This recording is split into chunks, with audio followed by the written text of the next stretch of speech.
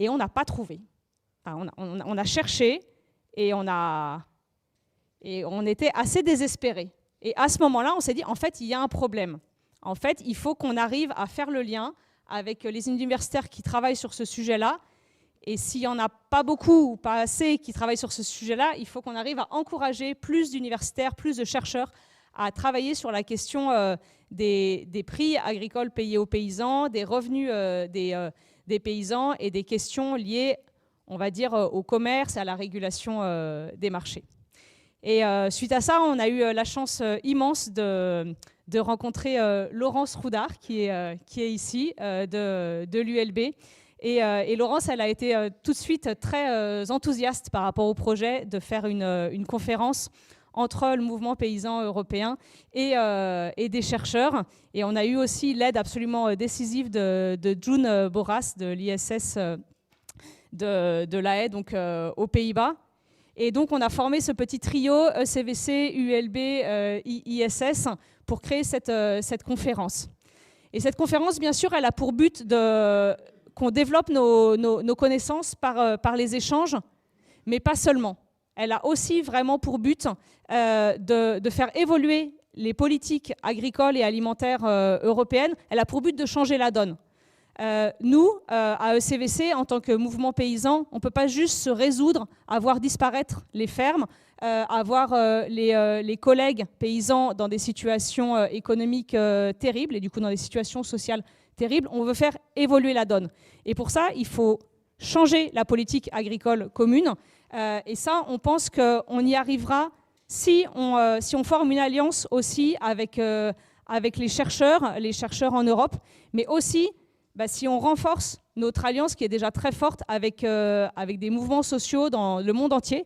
Et c'est la raison pour laquelle on a des invités ici qui viennent de Chine, d'Inde, du Mali, du Salvador, du Brésil, des États-Unis, du monde entier, parce qu'on pense qu'en tant qu'Européens, on a beaucoup à apprendre des expériences qui ont lieu dans d'autres régions du monde. Et on pense aussi que la politique européenne, elle est très liée au contexte dans le monde entier, et que donc c'est en renforçant nos alliances aussi avec les mouvements sociaux, mais aussi avec les chercheurs d'autres continents, qu'on fera changer la donne pour qu'il y ait des paysans nombreux, pour qu'il y ait des paysans heureux et avec un niveau de revenus et des conditions de travail dignes, mais aussi pour que, à la fois en Europe et partout dans le monde, les gens ils aient accès à une alimentation de qualité et qu'on puisse réussir une transition agroécologique pour faire face aux enjeux de la crise climatique, de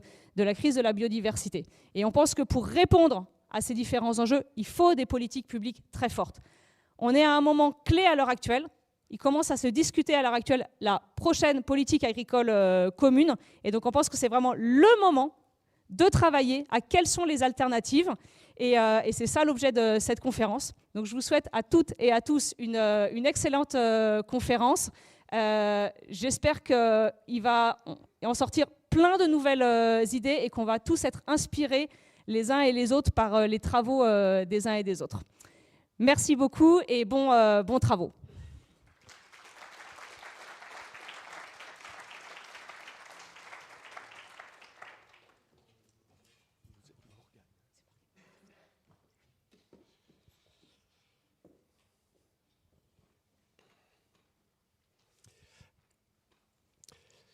Mesdames et messieurs, c'est en tant que doyen de la faculté de philosophie et sciences sociales de l'ULB que je vous parle, et c'est pour moi un grand plaisir, un grand honneur aussi d'ouvrir cette conférence internationale avec son format peu habituel, un format qui, on l'a déjà senti à ce que disait Morgane Audy, un format qui fait déjà événement dans le périmètre de l'université, puisque il est le fruit d'une relation étroite entre des groupes de recherche universitaires, comme ceux qu'on est habitué à fréquenter, j'ai envie de dire, dans ces murs, et d'autre part, des organisations, des mouvements associatifs et des acteurs, mouvements associatifs comme Via Campesina. Tout cela s'est mélangé pour produire cette initiative, et c'est même de là qu'est parti le besoin de cette initiative. Surtout, ce qui va constituer ces 2 journées, c'est véritablement la réunion des universitaires et des acteurs de terrain, des paysans, et non seulement comme destinataires au sens large, parce que ça, l'université est habituée à avoir l'impression de parler pour le grand public, pour un public extérieur à elle-même, mais elle le fait rarement. Mais donc, ici, non seulement donc, les destinataires au sens large, ce sont, me semble-t-il, les acteurs de terrain, mais de surcroît, ceux-ci ont participé de manière très étroite à l'organisation de cette rencontre, et surtout, le dialogue sera très précautionneusement organisé entre des chercheurs universitaires et des paysans, c'est-à-dire des paysans qui deviennent et qui sont eux-mêmes des chercheurs. Alors, un tel montage est évidemment nécessaire pour traiter des sujets urgents qui sont traités dans ce colloque, des sujets qui nous concernent toutes et tous comme citoyens par ailleurs. Des questions comme quelle politique de régulation pour l'activité et le marché agricole, et ce, dans le cadre bien précis d'une nécessaire transition écologique. Surtout, évidemment, ce sont des questions qui sont urgentes et difficiles dès lors que des défis, le mot est faible, me semble-t-il, des défis sont adressés à ces possibilités de régulation et à ces possibilités de transition, des défis qui ne cessent étrangement de s'intensifier, de devenir plus intenses, alors qu'on croit qu'ils devraient au contraire s'apaiser. Et quand je dis des défis, je veux par là non seulement pointer la difficulté des questions qui seront traitées ici, ces questions de régulation, ces questions de transition, non seulement des difficultés, mais j'ai envie de dire, et ça ne sert à rien de tourner autour du pot, des forces contraires, quelque chose comme des ennemis qui empêchent en quelque sorte cette évolution. Et c'est dans ce contexte-là qu'il s'agit de penser. À ce titre-là, c'est une rencontre très difficile qui va se développer ici. Et en lisant le programme, en parlant avec Laurence, je me rendais compte que pour pouvoir répondre à ces questions urgentes, difficiles, qui subissent des vents contraires, il fallait créer quelque chose comme une communauté bien spécifique, et c'est celle-là que vous représentez, une sorte de sujet politique qui mêle acteurs de terrain et spécialistes universitaires, avec l'idée justement que ces casquettes sont ici parfaitement échangeables. Alors, tout cela, et ça a été dit par Morgane Audy, tout cela se fait aussi en vue d'un objectif clair, ambitieux, nécessaire. Donc il y a un but pour cette rencontre, un but qui ne manque pas de courage, changer, préparer la politique agricole commune de la première décennie. Je trouve tout ça fantastique, à la fois l'organisation, à la fois les publics qui se mélangent et les acteurs qui se mélangent pour faire ceci, et le but extrêmement dur qui a été fixé pour le bout de ce processus. Alors, je suis moi-même philosophe, et la faculté dont je suis le doyen regroupe des politistes, des historiens, des spécialistes de l'art, des philosophes, des éthiciens, des sociologues, des spécialistes du travail, des spécialistes de la coopération, etc. etc. Alors, sans vouloir du tout, évidemment, limiter l'intérêt des questions que vous poserez ici à ces seules disciplines, car je pense que vous allez ratisser bien plus large que ce seul socle des sciences sociales que je viens de décrire, et sans vouloir non plus ramener les questions que vous allez traiter ici à des questions purement théoriques, parce que je crois que l'intérêt, c'est justement que vous serez extrêmement inscrit dans un terrain. Je voudrais quand même souligner le fait que toute une série de questions qui vont être traitées lors de ce colloque intéressent profondément, au-delà de votre propre champ, elles intéressent profondément toute une série de personnes travaillant dans une faculté comme celle de philosophie et de sciences sociales. Ce que je veux dire, c'est que des questions comme « qu'est-ce qu'un prix juste ?» c'est une question fondamentalement intéressante aussi pour nous et bien plus large, j'ai envie de dire, que le champ que vous allez traiter, et que donc votre expertise, elle est censée aussi irradier vers nous de ce point de vue-là. Qu'est-ce qu'un prix juste? Le prix est-il la seule manière de rendre possible un juste retour vers des producteurs, hein? Est-ce que seul le prix est capable de produire du revenu? Évidemment non, mais ce sont des questions avec lesquelles nous voulons travailler à plus large échelle. Comment réguler à large échelle et respecter des spécificités locales? Ce sont évidemment des questions fondamentales dans bien des secteurs et pas seulement dans le secteur agricole. Comment, et là je parle peut-être au vu de ma propre histoire et des personnes que j'ai fréquentées dans ma propre histoire, comment réguler sans surcharge normative, sans surcharge administrative? Est-ce possible? Est-ce qu'il y a des modalités qui permettent de réguler sans que cela n'implique une espèce d'entrée dans une surcharge administrative? Mais aussi tout simplement une question comme qu'est-ce qu'une souveraineté alimentaire? Personnellement, comme philosophe politique, je travaille toujours ou régulièrement sur la souveraineté et contre la souveraineté, qui est un mot qui me hérisse et qui ici a du sens et qui a pleinement son sens. Et ce que je veux dire par là, c'est que souveraineté alimentaire, pour moi, est le moyen par lequel le mot souveraineté est devenu, sans vilain jeu de mots, digeste. Préalablement, la souveraineté avait plutôt tendance, comme je l'ai dit, à me hérisser. Ici, elle devient parfaitement légitime. Ça veut dire quoi, ce basculement? Et ces questions-là, j'aimerais pouvoir... je ne pourrais pas, mais j'aimerais pouvoir les suivre avec vous. J'aimerais pouvoir écouter avec vous comment la souveraineté devient digeste d'une certaine manière. Voilà les quelques mots que je voulais vous dire en vous disant que les questions qui seront ici traitées donc, nous intéressent tous. Je voudrais terminer simplement en remerciant de manière extrêmement personnelle Laurence Roudard pour cette superbe initiative.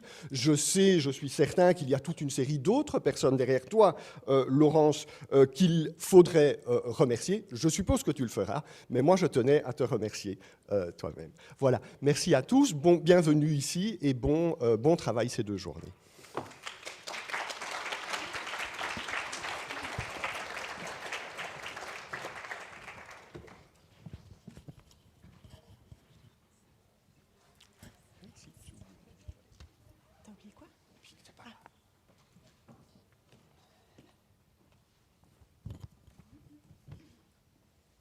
Bienvenidos a todos y todas. Estoy muy feliz de poder acogerlos hoy en calidad de directora del Instituto de Sociología, un instituto creado en 1902 y que abrita 13 centros de investigaciones en ciencias sociales y que cuenta con más de 100 investigadores.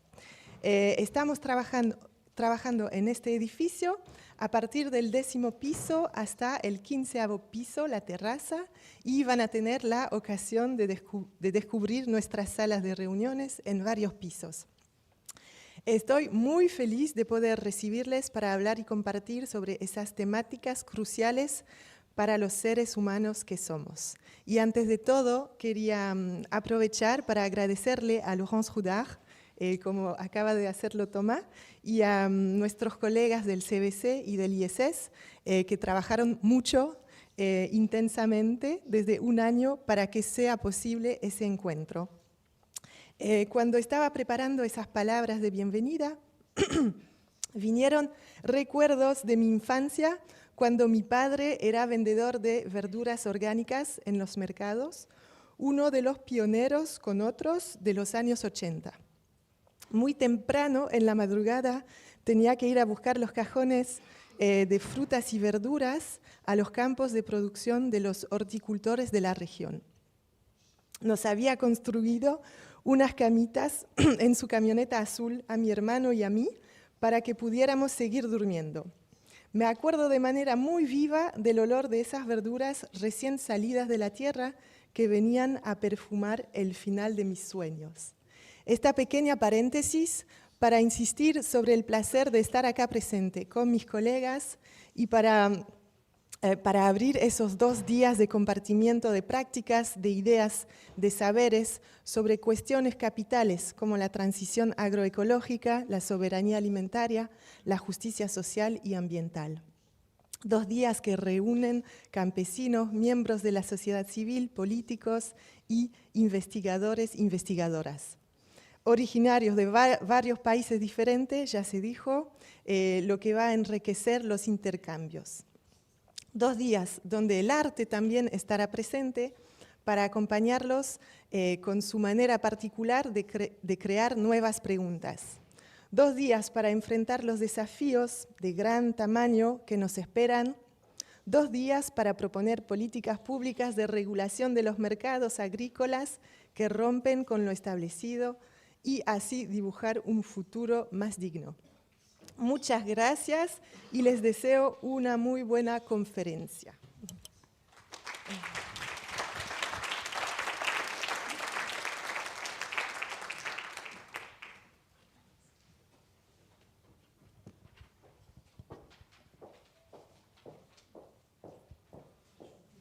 Oui, pose des choses. Ça reviendront au cas où. Merci.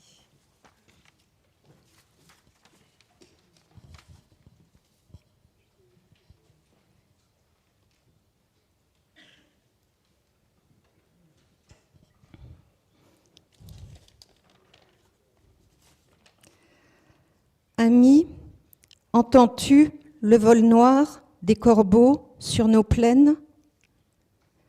Ami, entends-tu le vol noir des corbeaux sur nos plaines? C'est la première phrase du chant des partisans, l'hymne de la résistance française durant la Seconde Guerre mondiale. Les corbeaux qui planent sur les agricultures et sur l'alimentation des populations, en Europe et ailleurs dans le monde, nous les connaissons depuis longtemps. J'en citerai quelques-uns parmi d'autres. C'est une certaine idée du développement des sociétés, selon laquelle se développer, c'est accroître la production avec de moins en moins d'agriculteurs, jusqu'à 2% environ de la population active. C'est une certaine idée des produits agricoles qui doivent coûter toujours moins cher, mais sans prendre en compte ni les coûts sociaux, ni les coûts environnementaux. Pourtant, les faits montrent que les bas prix des produits agricoles n'empêchent pas la précarité alimentaire qui s'étend de plus en plus. C'est une certaine idée des activités économiques agricoles qui doivent être soumises à la concurrence par les prix. Concurrence à l'intérieur de l'Union européenne et concurrence sur les autres marchés internationaux. Pourtant, la réalité montre l'existence d'acteurs très concentrés, de plus en plus puissants, dans le commerce international des denrées vivrières, dans les industries agroalimentaires et dans la grande distribution. C'est une certaine idée du progrès dans l'agriculture qui repose sur la consommation massive d'énergie fossile. Les faits montrent que ce type d'agriculture est, de plus, source de pollution. C'est une certaine idée de la science, élaborée par des experts, exposée à des intérêts économiques privés, le cas échéant, loin du bien commun et des préoccupations de la majorité des agriculteurs. C'est une certaine idée de la répartition des terres agricoles, très inégale. D'après la FAO, dans un ensemble de 130 pays, 1% des fermes détiennent plus de 70% des terres. Je reprends 2 phrases du chant de la résistance. Ohé partisans, ouvriers et paysans, c'est l'alarme. Montez de la mine, Descendez des collines, camarades. Nous sommes descendus des collines. Nous sommes ici. Nous sommes des dizaines de milliers ailleurs. Nous sommes des paysans et des académiques et d'autres professionnels. Nous voulons dessiner un autre avenir que celui annoncé par le vol noir des corbeaux. Nous sommes ici pour esquisser une nouvelle politique agricole commune, inédite, à la hauteur des défis écologiques et sociaux auxquels nous sommes confrontés, des défis monumentaux, vitaux pour l'humanité. Une politique de régulation des marchés agricoles selon des objectifs et avec des moyens négociés de manière démocratique. Une politique au cœur d'un nouveau pacte social et écologique à l'échelle de l'Europe. Nous tendons la main à tous ceux qui poursuivent les mêmes objectifs. Merci.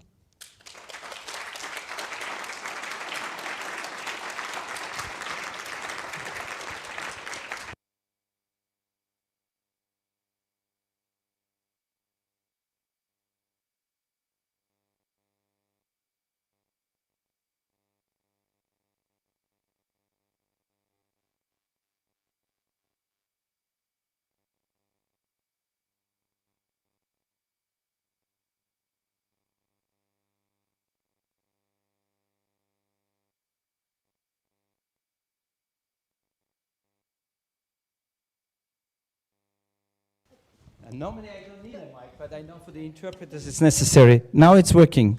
Okay. So a trade unionist is always able to organize a micro. So anyway, yeah, ladies and gentlemen, my name is Peter Schmidt. I'm supposed to moderate the next panel, and I don't want to lose too much time. I asked the panelists at first, Commissioner Hansen. I welcome Commissioner Hansen, who took the time to come to this interesting conference, to the stage. Welcome, Commissioner Hansen.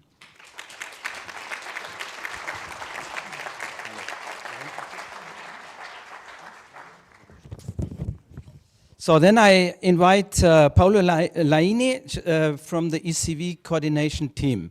Come to the stage, please.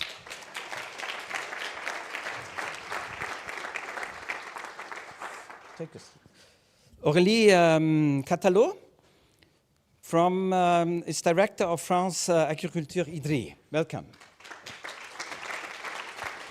And Ibrahim Sidibé from Mali. He's a board member of the Coordination Nationale des Organisations Paysannes. Welcome.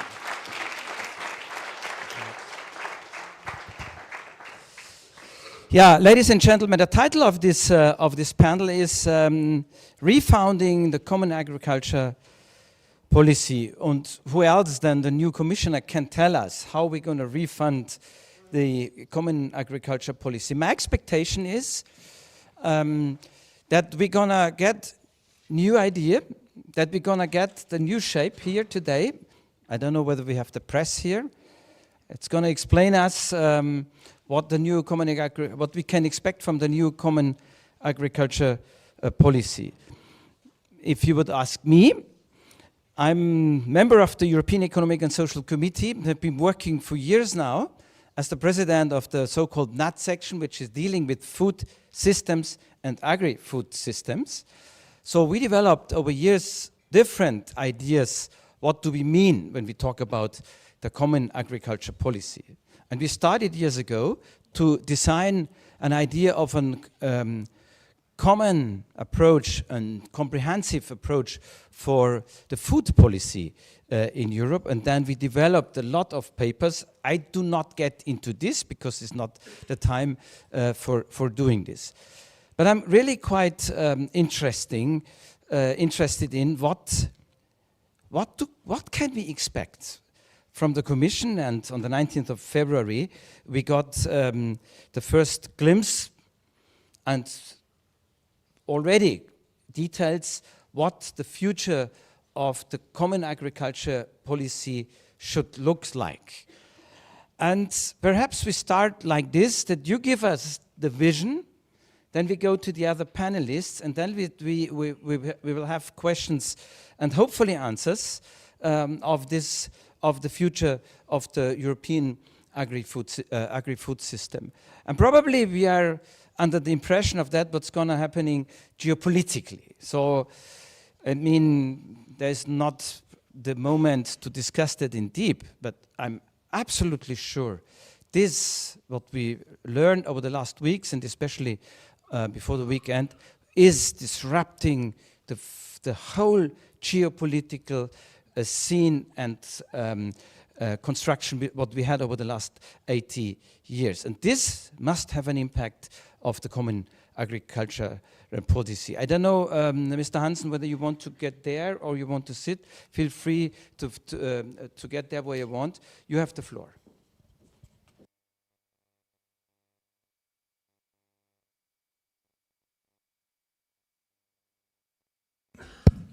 It's working now.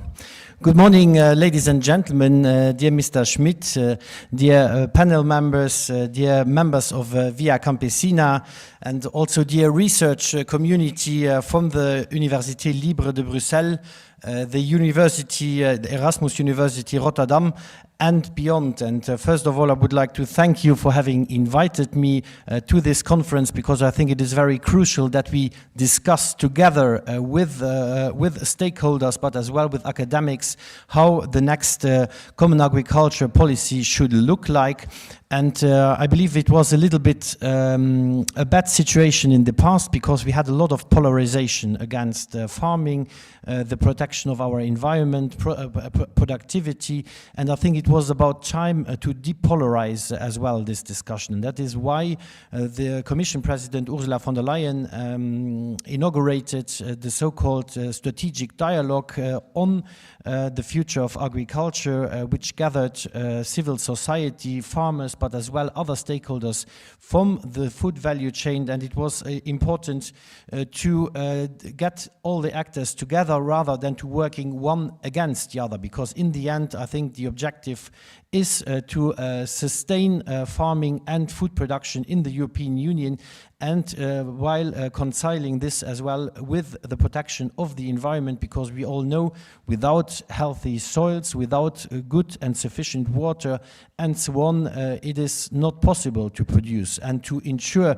food sovereignty, as it has been mentioned as well, and from one of the previous speakers. And I think to that we have several challenges. You mentioned the geopolitical one, but I would also like to mention the demographic one, because currently only 12 or less than 12% of EU farmers are below the age of 40, and the average age of the European farmers is at more than 57 years. So we are really heading towards a demographic cliff edge if we are not changing now and not making the sector more attractive again. And I think that is something very important for me that I presented as well. And you mentioned it, the vision for the future of agriculture and food has been presented on the 19th of February. And this is the path towards the future, because we need now to create the right environment for farming to be attractive again and attract as well new generations again. And therefore it is very important, and we have axed this vision on 4 main parts. So it has to be attractive again, it needs to be competitive, because farmers in the end want to work and live from their work and not from subsidies.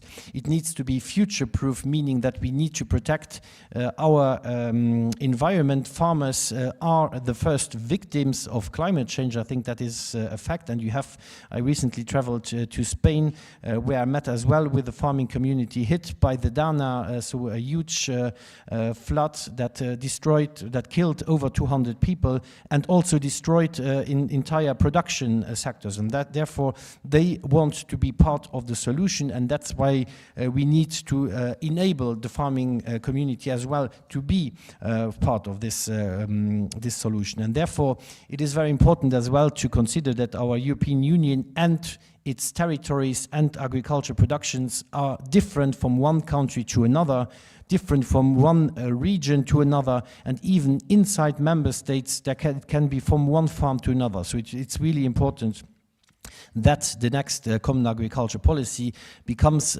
tailor-made and territorial, so to take into account as well the specificities of the different parts. But I think it is very important to build on the attractiveness, so we need to work on fair prices for our farming community, as I've mentioned, and therefore we already proposed 2 changes to existing legislation after 10 days in my new mandate in December, the reform of the common market organization in order to allow farmers firstly to gather or to encourage them to gather in producer organizations, because often the farmers, and most of the time the farmer is the weakest link in the value chain, and therefore when they gather together in producer organizations they will have a stronger stance and a better negotiating power. So that is the first change. And then secondly, we have as well now made mandatory that there are written contracts to their products. So if I am a farmer and I know what my harvest was last year, and I know what the input costs are, fertilizers, my working force, and the margin I need to live off, well, then I know exactly what I need for my product and what the production cost is. And with those written contracts, now they are mandatory, and there is a guarantee that the farmer gets the right pay for the right work. Then, of course, I think we have as well modified or made a clarification to the very recent unfair trading practices directive, because we know as well that big traders often benefit or abuse a little bit of the weak situation of the farmers, especially when they are not organized. And we know, for example, that in certain eastern countries, producer organizations, they have a little bit a bad taste, because it reminds the former communist political landscape, and that is why we need to encourage them. And then those big traders often took advantage of that weak position, and in the cross-border enforcement of this unfair trading practices directive, even if it's only from last year, we have seen that there are some gaps, and we are now filling them. And I think what is also important is that the sector gets more competitive again, and therefore we have as well foreseen several simplification packages this year. One has already been presented last week, the so-called omnibus, but there will be a specific simplification package for the common agriculture policy, and I hope that we can get this on the track in April already, and then a second simplification package that will be up for the end of the year, but which will go broader, because what farmers are confronted with is not only the common agriculture policy, but as well other requirements, for example sanitary measures, where often penalties or the time frames they have to notify certain things are too short and just not feasible in practice. And there I think it is can be done a lot.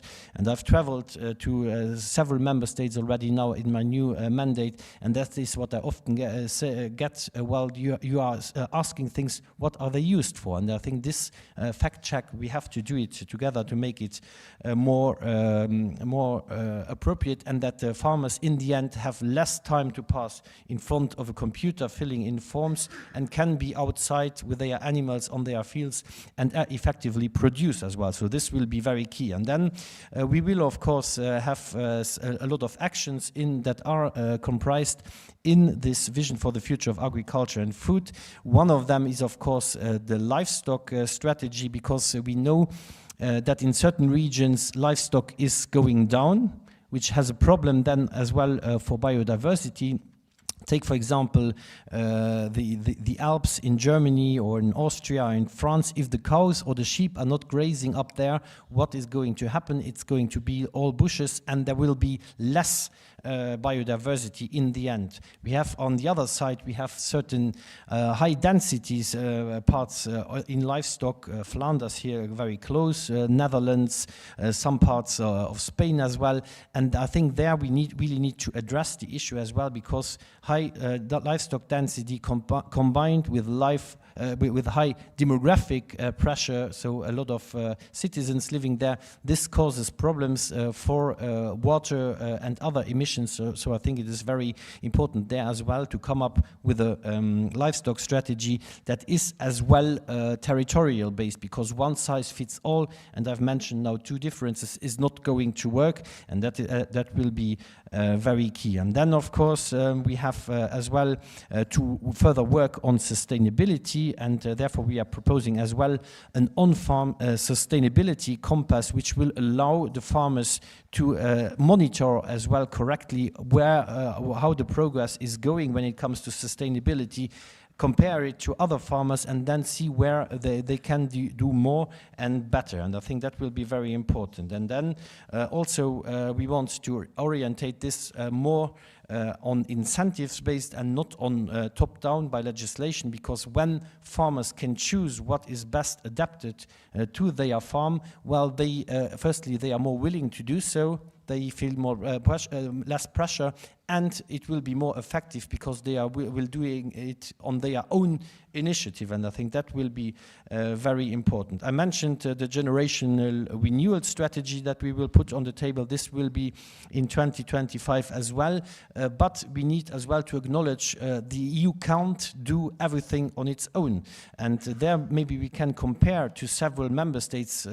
Here in Belgium we are more or less average, so 12% of EU farmers are below the age of 40, but Austria, another example, they are doing way better. 24% of their farming community is below the age of 40. So the question is, how have they done that to be more efficient than the others? They have combined it with a social policy, so namely a retirement scheme that was very attractive then for the, let's say, the elderly farmer to hand over the farm to the next generation and get then a more attractive pension scheme. This is one example, but I think there can as well be worked on certain tax initiatives to do so, and that will be a key. Another issue, we see it very clearly, women in farming. There are we don't have many young farmers, but especially young female farmers. So that's why we are also looking into women in farming platform to be established this year as well, and in order to see as well the specific needs. And this comes when we speak about female farmers, but as well about young farmers. They face as well especially problems when it gets to access to finance, because when they are going to a bank, they often say, well, you have very little predictability on your business model, and it is a risky business anyhow, so you will not get the finance, and that is a huge issue, and this is even worse for women. And therefore we have as well with Nadia Calvino, the president of the European Investment Bank, presented a specific scheme for young farmers with a focus on female farmers as well, of 3 billion euros of loan that are specific for getting into the work, and that is something we are deploying now to help this next generation to get on the fields and out there producing. And also when we speak about the newcomers in agriculture, they often face problems to access to land. That is another big issue, because farmers are not the only let's say part of the society that is looking for land. There are as well investors, and often these investors have other means than the farming community, and that is why we are as well launching the EU Observatory on Farmland, in order to see who is investing and how we can address best this problem for young farmers to access land, because without land in the end you can't produce. And then also what will be very important is to that we better focus the next common agriculture policy on those most at need. That's not only me who's saying that, but this is as well one of the conclusions of the strategic dialogue report on the future of agriculture of food, where it clearly says that the limited amount of money available needs to be better targeted to those who need it most. And for me, who needs it most, I think it is one of them I mentioned, young and female farmers is one part of our farming community that needs it most. regions with national constraints is as well something, because the productivity will be lower in those regions and we still want to maintain production there. So this is another part. And then of course family farms, because I think there is as well a difference if you are farming 5 hectares or if you are farming 5,000 hectares. There is an economy of scale and there are different needs. So simply remain with the current hectare-based payments, that will not be sufficient. So I think we need a certain digressivity in those payments. There is always need, because as well on bigger farms, if we are talking about environmental services, if you do it on 5,000 hectares, it delivers a lot as well. But I think we can and we have to go into a certain kind of digressivity there as well. And then also, I think it is important that we don't forget about, and you mentioned it, the geopolitical issues and pressures that we are facing. The farming community is often, let's say, the weakest link even in Europe, and we have faced this already in 2019, the famous Airbus-Boeing dispute. I'm not sure if you remember that one, but it was about subsidies to the airplane construction industries in the US, but as well in the EU. And then in the end, Donald Trump won, specifically targeted Spanish olives and olive oil, Italian cheese, French wines, and so on, because they exactly knew when they are doing that, they are weakening us, because we are, as a European Union, when we are united, we are very strong. But if this unity is challenged, then we become very, very weak. And that is something the geopolitical powers are playing with. And that's why in this vision for the future of agriculture and food, we are as well speaking about a unity safety net. A unity safety net, meaning that we need the legislative part, and we have already an anti-coercion instrument that allows us, if a third country is blackmailing us in such a way, that we can react on that. But secondly, I think it is very important to have as well a significant financial envelope to counterbalance these effects. We can now speak about, for example, the US. We see that the taxes are there. What is China going to do? They are working as well on the sanctions package because they want to react on our electric vehicles duty. So we need to be better prepared. And I think to prepare this, we have now created, as a follow-up to the strategic dialogue report, this was one of the deliverables, to create the European Board on Agriculture and Food.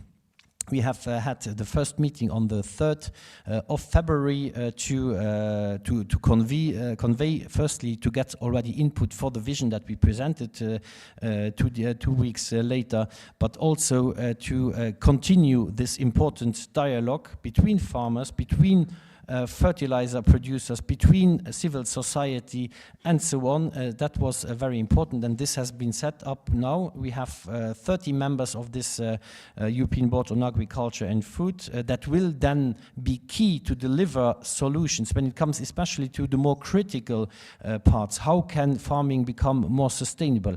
What are we going to do with livestock? This generational renewal, and I think that is very important, that we take let's say a common approach rather than to take an approach one against the other. And I'm very pleased that as well Via Campesina is as well member of this European Board on Agriculture and Food. It will allow us to have a depolarized discussion on the future, a future that needs to give predictability as well, because when I spoke about the investment gap that we have, that young farmers don't get the necessary financing, well then it is important as well to give this predictability, to be able to plan, and this comes as well with not changing everything of the common agriculture policy again. And I think it is very important to say this, because that is something I heard the most when I went now to the different member states, and I asked always, why are you not investing? well, you are going to change everything in 2 years anyhow again. And then they continue to produce with the old infrastructure, the old technical means, and then we have a lack of competitiveness, we have a lack of quality of work. I think that is something very important to say as well, because with new technologies, the worker, the agriculture worker is better protected, has better working conditions. That is very important as well. And new technology allows as well to have lower emissions. And I think that is something where we have really to bridge this to see, okay, we are going to change in the next common agriculture policy what is not working. And there are things that are not working, but we have as well to keep an important part together that where the farming community can plan on get a loan and as well, and calculate as well the revenues it will generate. I think that is very important, that they have this predictability for a business model that is not easy, because I mentioned it, we have very divergent farming structures all over the continent. So it will be key to get a certain flexibility to the member states. But I think what is very important as well, that we remember about the sea in the common agriculture policy, because giving too much flexibility has as well its, let's say, bears certain dangers, that maybe there could be a backtrack on certain standards that we are already having now, that there could be unfair competition between member states, between different sizes of farms, and I think that is exactly what we need to break down, and this is the best done in dialogue. Thank you.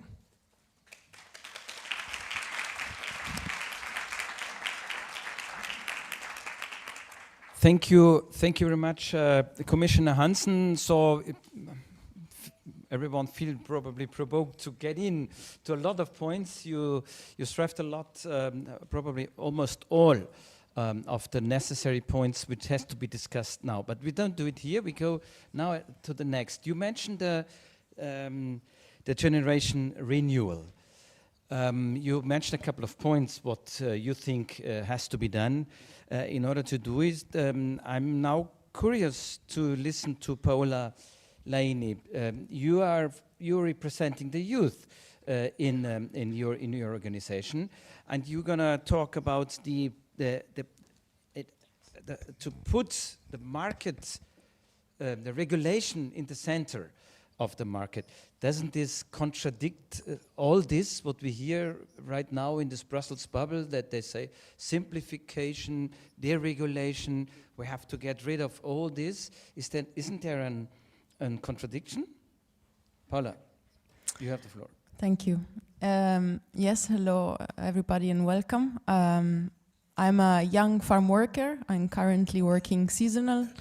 I'm 30 years old. I'm very happy to be here also to represent the youth of the European Coordination Via Campesina.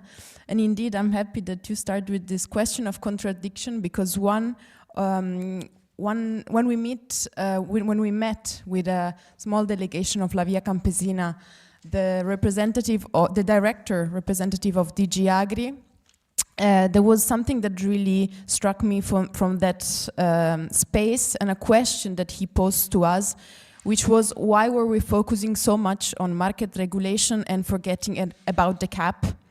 And this was striking because it was as if DG Agri was ignoring that market regulation has always been part of the CAP, and the two dimensions of subsidies and prices are highly interconnected. And the CAP was created to uplift farmers after the war crisis. And already back then, market regulation was conceived as a way to protect farmers from market volatility, with all the imperfections that we know. But since 1992, with the substantial change in the functioning of the CAP, the situation has worsened. It was already difficult, and a large part of farmers are now living in rural poverty. We are losing farms, as we heard this morning, and the income of farmers is shrinking, especially in some parts of Europe. And the CAP, as we know it today, is continuing to support a corporate and export-oriented farming model, a model that cannot, by definition, be made greener or more socially just, a model which we believe is meeting the needs of large-scale retailers and manufacturers, the needs of global trade, but also the needs of shareholders and financial capitals, and not the needs of farmers, the needs of consumers, which is the right to food.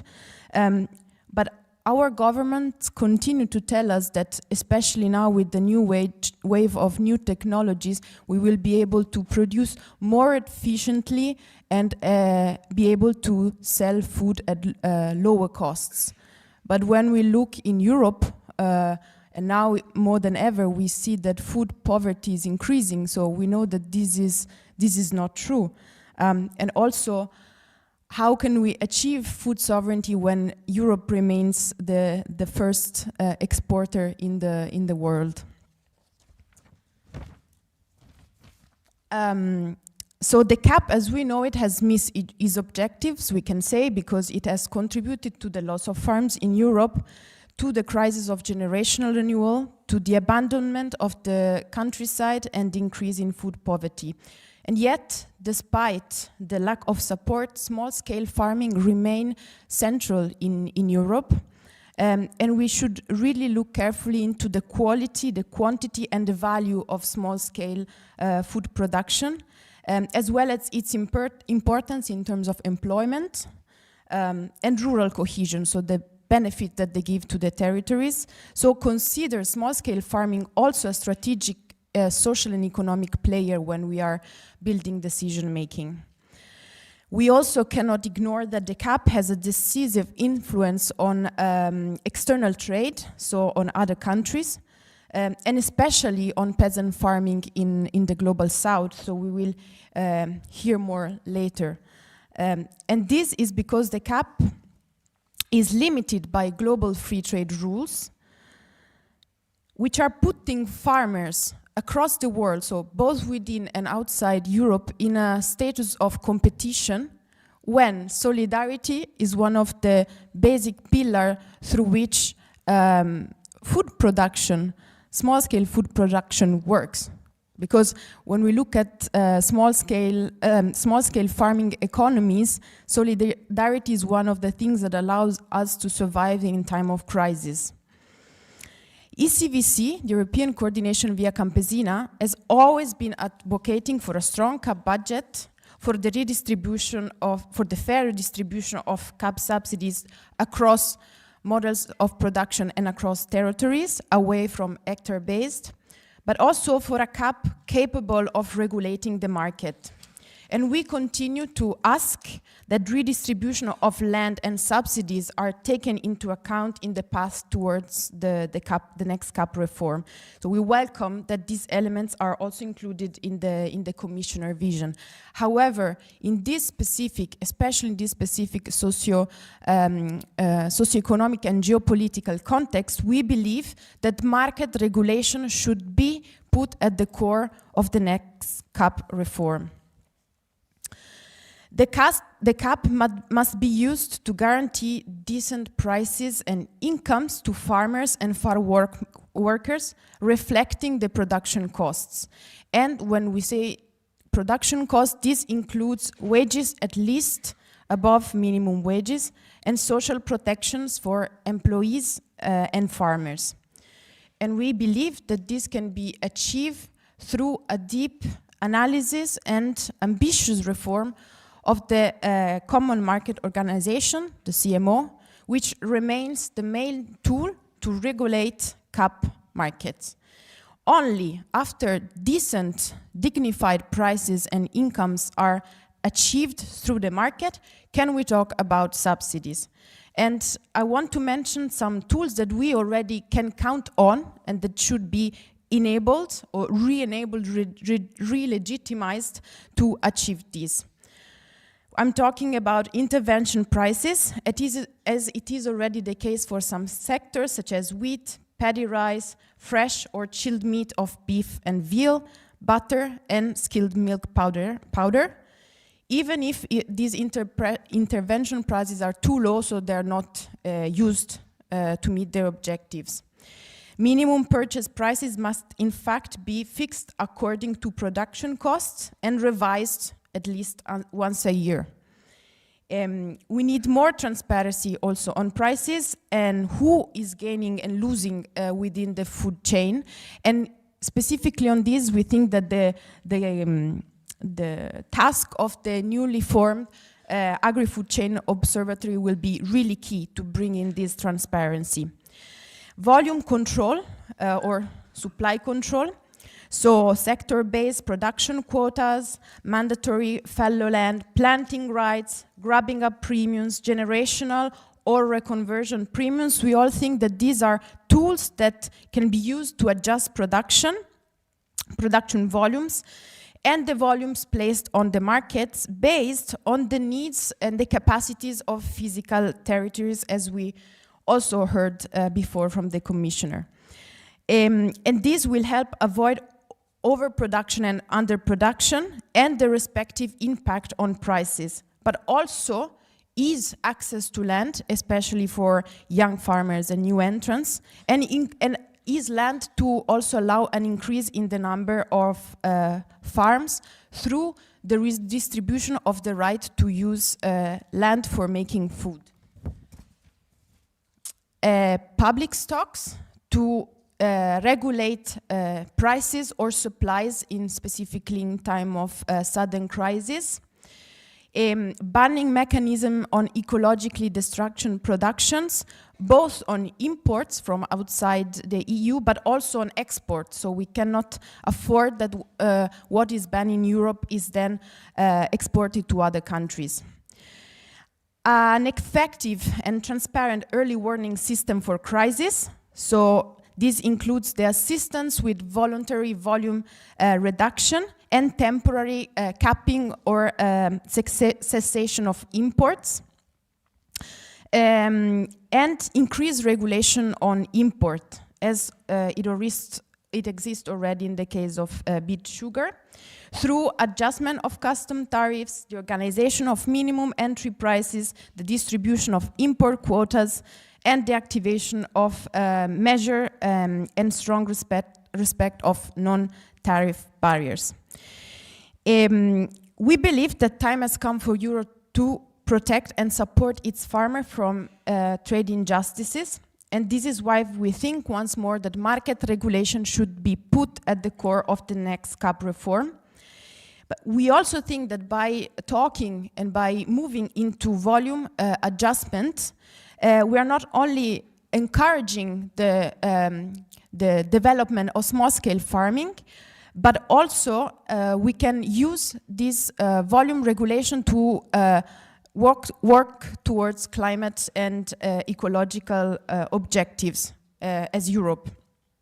And once decent prices are guaranteed, CAP payments must have a limit per active farmer. That's another big topic in the vision, to talk about who's an active farmer, and used primarily to support the sustainability of farm, particularly small and medium-sized, which are those that in Europe are disappearing the fastest.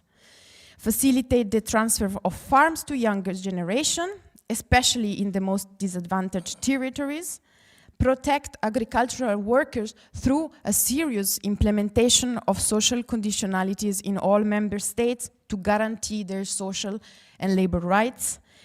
And last but not least, dedicate a special measure for crisis management through both crisis prevention, very important. So, for example, by encouraging the diversification of production to build resilience, the use of collective tools, the development of farm autonomy, and crisis management. So, as I said, in particular, this early warning system, effective and accessible for all types of farm.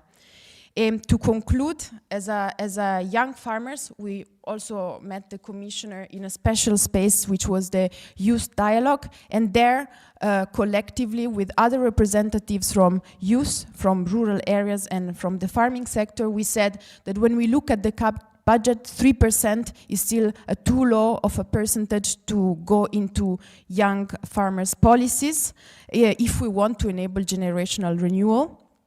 And also, when I look at the measures for young farmers, I fear this over concentration on digitalization, because for us this means to be trapped into this investment cycle where you have to invest, so hence go to a bank and ask for a loan.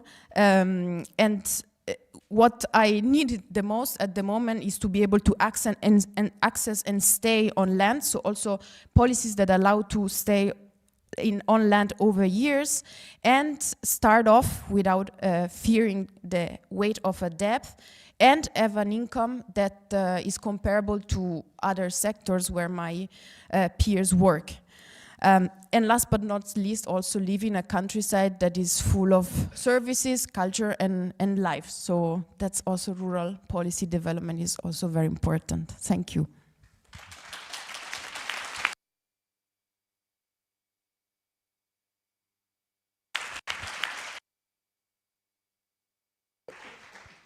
Thank you very much, Paola, for this contribution, and we will hear later perhaps that Commissioner Hansen is getting all on board for the next steps for the new CAP, I'm guessing.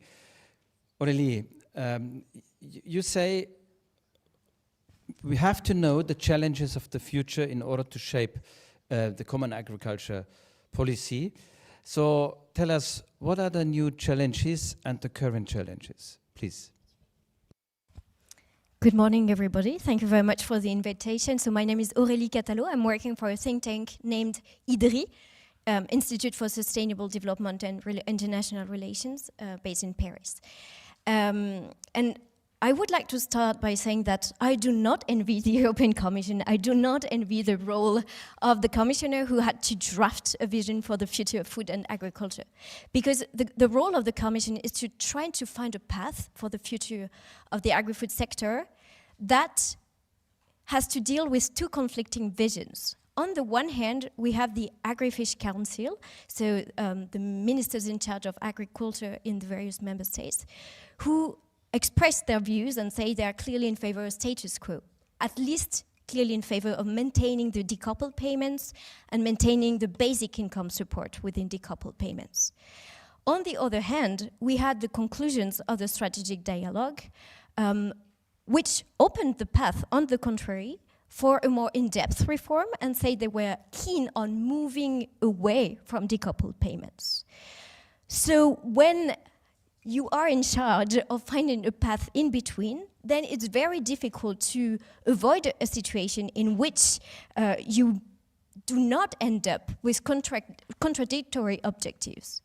And if we try to list those potential contradictory objectives, we already have a lot of them on the table.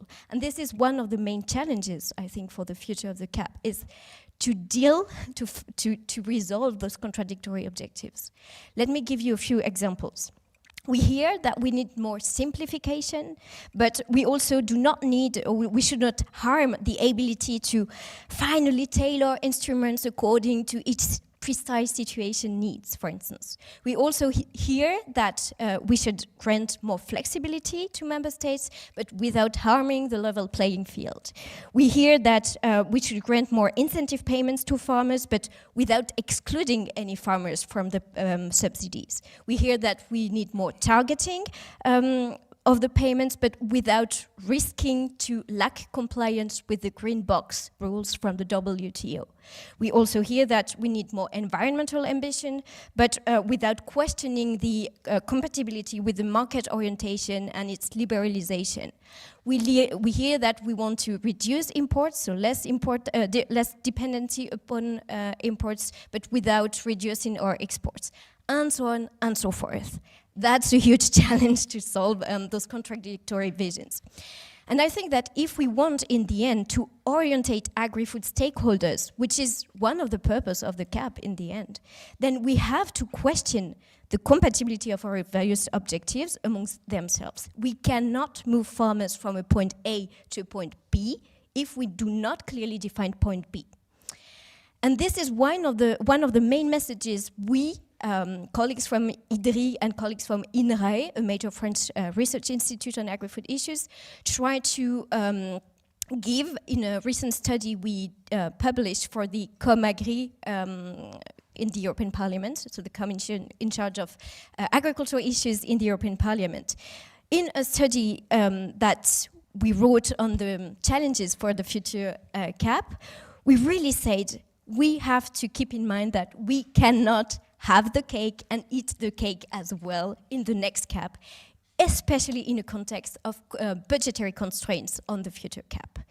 And I know this is going to disappoint some stakeholders. I know it's not the most politically appealing message, but we have to be very honest on the fact that no, we cannot have it all on the next CAP, so we need to make choices. So we need to find ideas or stakes or issues that are the most suitable to please as many stakeholders as possible. And at IDRI, we tend to consider that maybe the best opportunity to do so, and maybe also the most depolarizing issue, is the issue of risk and crisis management. It's basically a no-regret option. No one, no member state, no stakeholder is going to say, I don't care about risk management and crisis management. It's a raising concern absolutely everywhere in the European Union. And there are ways to try to bring solutions to that issue that are most likely to find a majority in the Council. We tend to think so. And I will come back to that a bit later. But let's have a look at how the current CAP is facing the issue of crisis and risk management. We have two major tools in the CAP as regards crisis and risk management. The first one is the so-called agricultural reserve, and it's granted a budget of 450 million euros a year. In comparison, France, the member state I come from, has been granted 2 billion euro in 2022 in crisis management. And overall, a study from Alan Matthews stated that between March 2022 and March 2024, member states granted 11 billion euros for crisis management. So we can see here that the current agricultural reserve is severely underfunded, which leads to then major distortions across member states, because some farmers will get more in case of crisis than other farmers. So that was the limits, let's say, of one of the main tools that the current CAP has to face crisis management. And then as regards risk management, then the main tool, it's not absolutely the only one, but the main tool is the insurance and mutual funds scheme, so the risk management scheme in the second pillar of the CAP. There we only have roughly half of the member states, so 14 member states, who actually implemented that measure. And even within those 14 member states, we have very large discrepancies. Let me give you another example. The planned share of farms that are supposed to be covered by that measure is 95% in France, 70% in Italy, but in member states such as Germany, only 6%. In the Netherlands, only 9%. So in average, we tend to consider that less than 15% of European farms will actually be covered by that scheme in the second pillar of the CAP. So there again, we know that risks are increasing, but we are saying almost the vast majority of farmers are not going to be covered by any scheme, no matter what we think of the relevance of those precise things. There's nothing in the second pillar of the CAP granted to a majority of farmers to help them facing increasing risk. So we can say, I think, that the current architecture in terms of risk and crisis management is not enough to offer a true crisis and risk approach for the future post-2027 EU agri-food sector. And this in a context in which this EU agri-food sector is, has to deal with two major dependencies that put us at major risk. The one major dependency we have, the first one is for feed, so the plant we give to feed our livestock animals.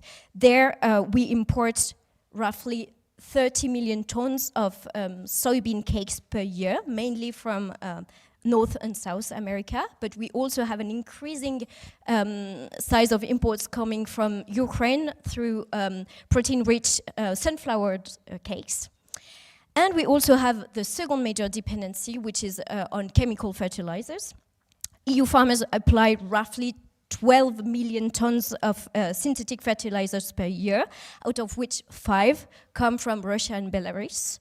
And we know that this is something the European Commission has been trying to work on, but with facing backlash from a part of the agri-food sector. But those two dependencies, which are the two major ones, but I should also maybe mention the fact that we also have other forms of dependencies, but those two major dependencies alone already create high vulnerability for the future of the agri-food sector, which in return then creates supply instability and also a net protein dependency of the European Union. And this is something we tend to forget, we tend to even say the contrary, but the European Union is a net importer on protein and thus in calorie. On average, over the last 10 years, the EU has imported 21% of the protein it consumes per year. So, and it means nearly 7% of the total calorie we're consuming. This is something we have to keep in mind when we're talking about food sovereignty, food security whatsoever. We are importing more than what we are consuming. So if we want a sovereign, secure, safer agri-food system, we have no other choice than to work on those dependencies. And how to do that? How to offer a future-proof or more future-proof agri-food sector? Then I would say, you understood, I guess, we need to rethink the way we approach risk and crisis management in the future CAP, and through via two major directions. The first one, and Paola also mentioned it, is we have to support, both at farm and at territory level, circularity and diversity. Circularity because we need to close the nitrogen cycle. Let me just remind you that in average, the nitrogen use efficiency rate ranged between 30 to 40%, so more than half of the nitrogen that we are using is not actually used, it's just leaking in nature. So we have absolutely to work on that circularity again, and thus also reducing the need for importing chemical fertilizers. And diversity, because we need to produce more, not overall, not more of everything, but we need to produce more of what we are currently lacking in the European Union, i.e. protein crops, but also partly fruits and vegetables, etc. So that's one major point. I think the vast majority of CAP subsidies directed to farmers should support circularity and diversity. And the second point is that we also have to break the taboo of market regulation and market organization overall. Because if you want to have a resilient agri-food sector, then you need to be able to anticipate and adapt your markets to whatever new challenges it's going to face. And you cannot do that without any form of intervention on the market. So somehow we need to find a majority in the council in particular, because this is where the key reluctance might be on market regulation. We have to make them understand that market regulation or intervention on markets is not the complete opposite word for instance, being able to still maintain a capacity for exports. Those two things are not contradictory, but on the other hand, what is contradictory is a resilient agri-food sector and the reluctance, the absolute reluctance to anticipate the reaction of markets and to try to intervene into markets. So here my key words, or my final words, would say, I know it's very difficult to try to combine the economic, environmental and societal changes in the next CAP, but let's keep in mind that we cannot achieve that without anticipation, adaptation, and transformative resilience.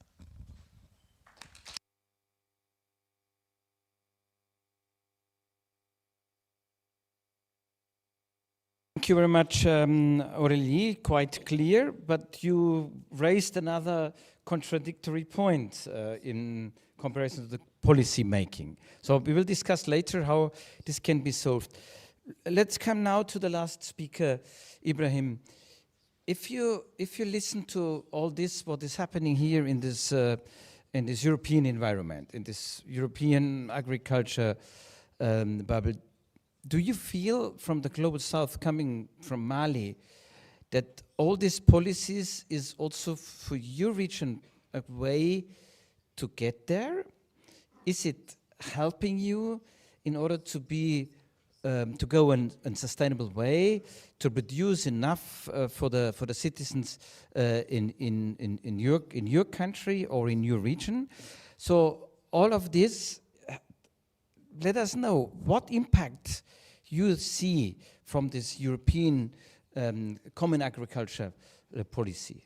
Ibrahim, tu as la parole.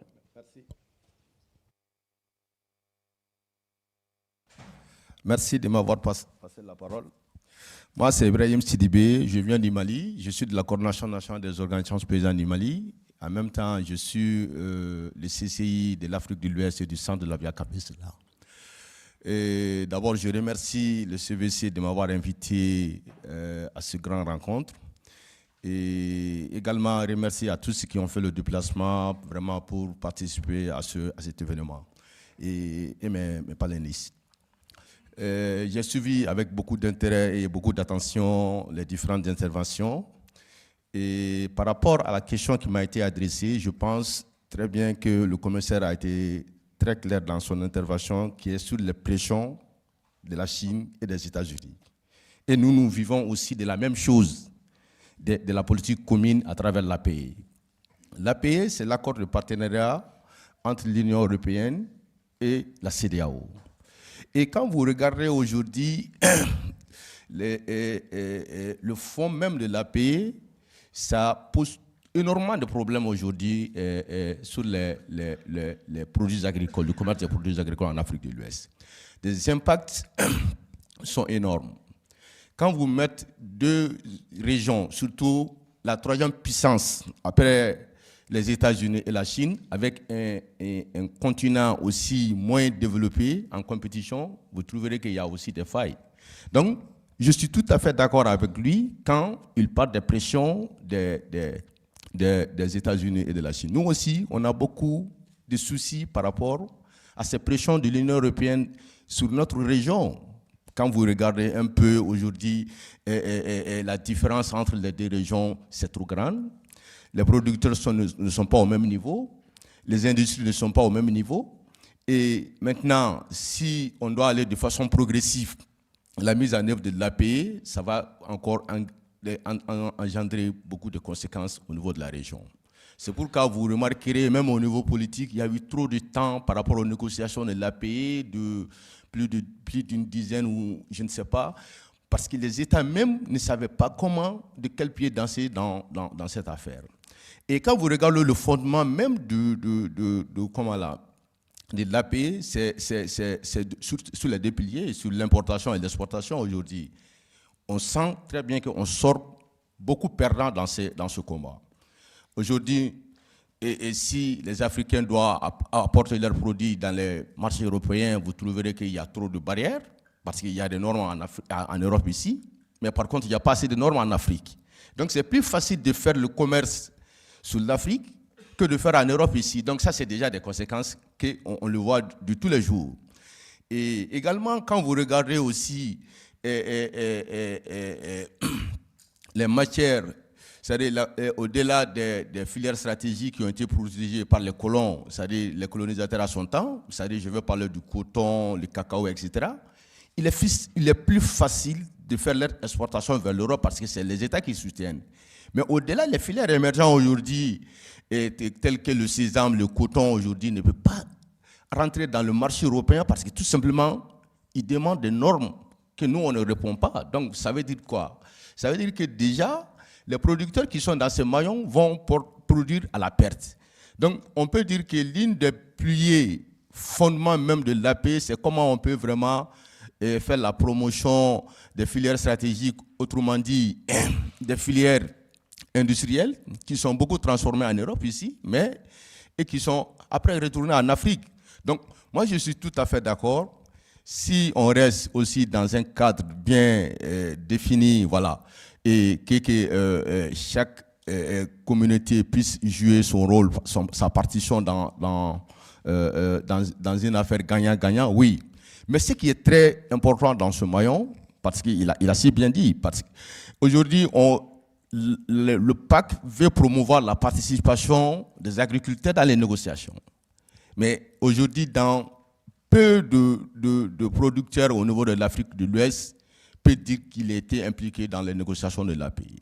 Donc c'est des négociations qui sont faites au niveau politique, mais en réalité la société civile participe moins pour défendre leur position. Donc les conséquences de la politique commune aujourd'hui à travers l'API est très visible. Et je pense clairement que toutes les communautés, c'est-à-dire toutes les communautés ou tous les pays aujourd'hui sont unanimement d'accord de protéger son marché. Et si on doit protéger nos marchés, il est important aussi qu'on nous donne la latitude aussi de travailler sur ces questions-là en tant que producteurs, mais État aussi à aider à nos États.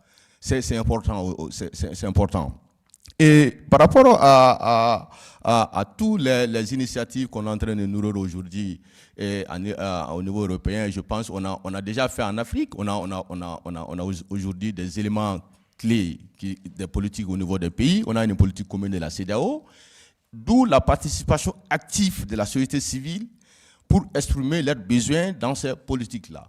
Et si nous, on était au cœur même des négociations des APE, je pense que toutes les conséquences qu'on est en train de vivre aujourd'hui, ça allait être vraiment plus adouci.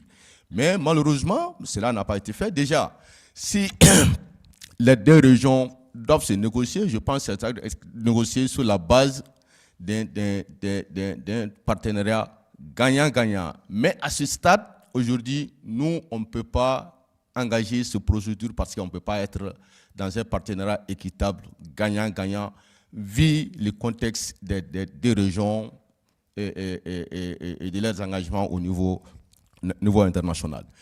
Également, j'ai dit tantôt dans mes propos, les politiques, la politique commune de la CEDEAO. Aujourd'hui, au niveau de la région, nous avons un acquis à travers presque tous les pays déjà, que l'Union européenne reconnaît, qui est la souveraineté, la souveraineté alimentaire.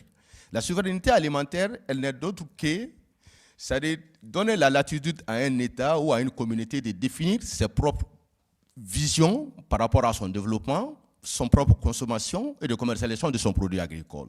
Et aujourd'hui, c'est un acquis au niveau de la sous-région et au niveau de certains pays que la souveraineté alimentaire aujourd'hui est un élément fondamental du droit à l'alimentation qui est un droit reconnu de façon internationale. Donc on ne peut pas s'en passer de ce concept-là et si on veut vraiment aller à une vision durable du développement du secteur agricole. Donc je vais finir mon propos en posant une seule question à monsieur le commissaire. Est-ce qu'aujourd'hui, l'Union européenne est prête à soutenir la souveraineté alimentaire de la région? Merci.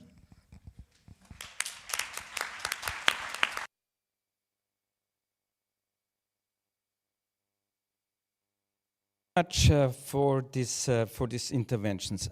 I must confess that I'm a bit now not really confused, but if I look into these different multiple crises which we are facing, mentioned, so we have the geopolitical crisis, we have the climate crisis, we have a social crisis.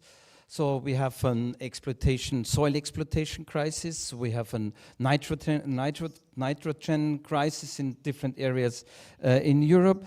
So if I look at this, then I'm wondering whether the current situation is ready to solve it. So let me say it like that. So I must simple worker. I just come from working background, and I expect that organizations and politicians gonna be make proposals to solve the concrete problems. Let me give a couple of things just to get into the debate.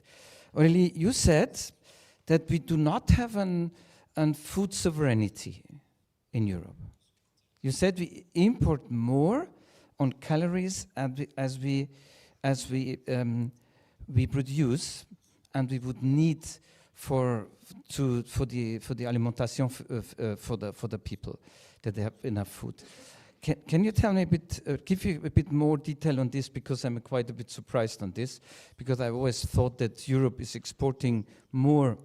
We have an 70 billion export rather than that we get this. So if we go into this crisis, and that's also then the question to the others, so how to solve this crisis if we must produce more in Europe? Because that is an understanding which I do not really understand, no? Because my understanding was different, because I've learned that only 11% on that what we produce plant-based is landing on the table in the kitchens where the people have their daily food.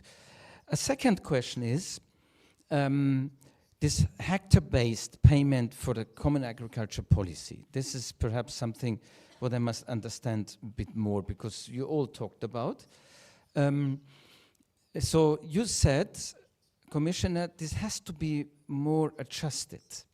This has to be more, we have to have a look a bit more into this. When I look into a very big organization, farmers organization, I don't want to point it out which country. So I'm German, so.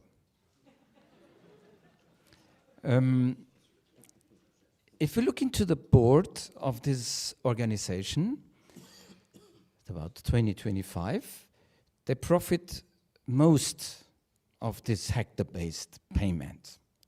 How you want to solve this if you want to give the small family farmers more out of this in order to help them more, and especially for the young generation? Because my understanding as a trade unionist would be to say, make a bit more distribution, give the small and the less wealthy one more, then they're going to spend the money, not giving them having anyway money, in order to build more stock what they anyway have. So, but that's probably only this what I mean. So, Paula, you said we must have volume adjustments.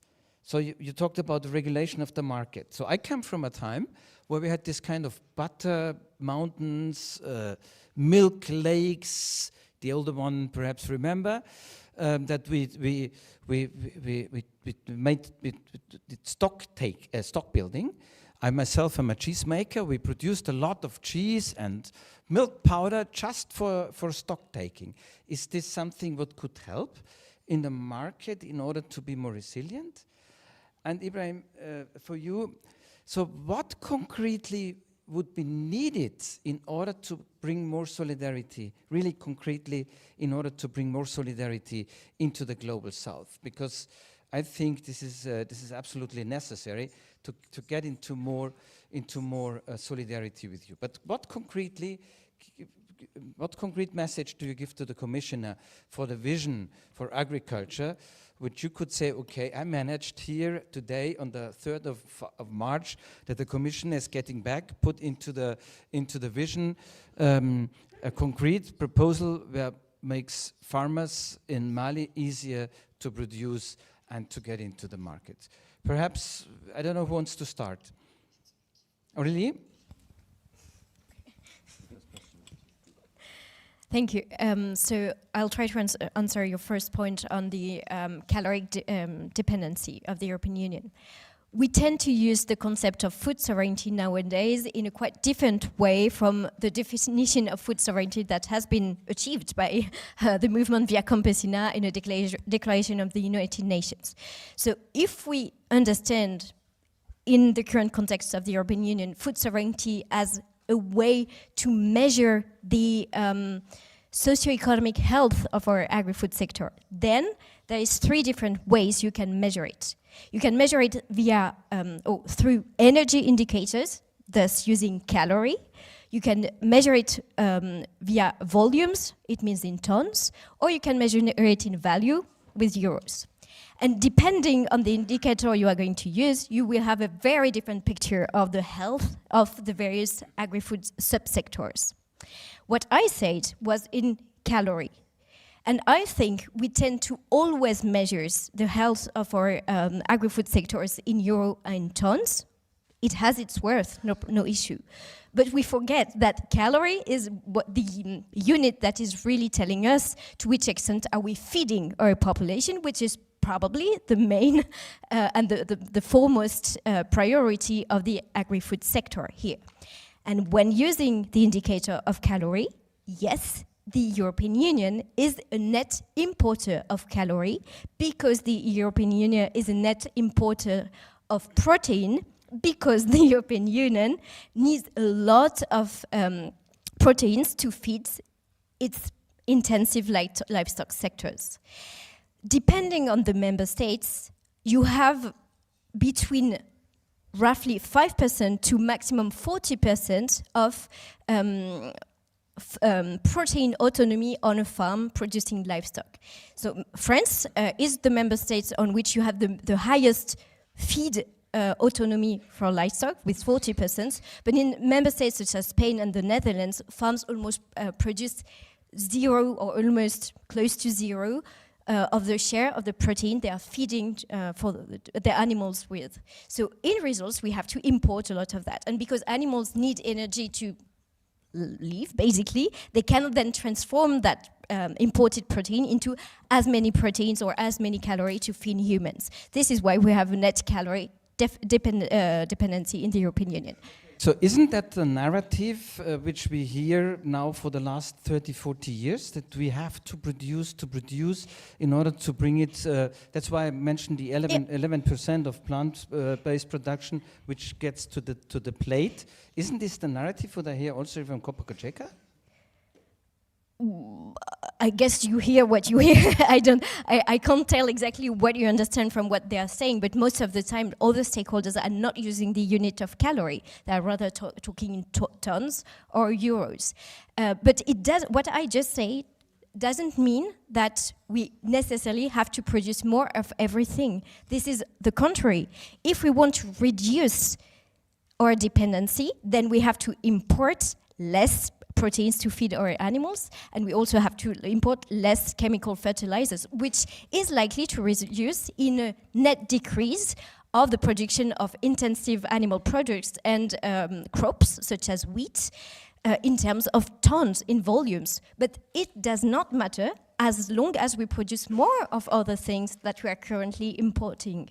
So it's just, we tend to consider produce more, but we always say that we have to produce more. This is what you are echoing, but we never say more of what, more measured with what units. And this is the kind of different message I'm trying to bring. Let's be concrete. What do we need to produce more of? Not everything. What do we need to import less of?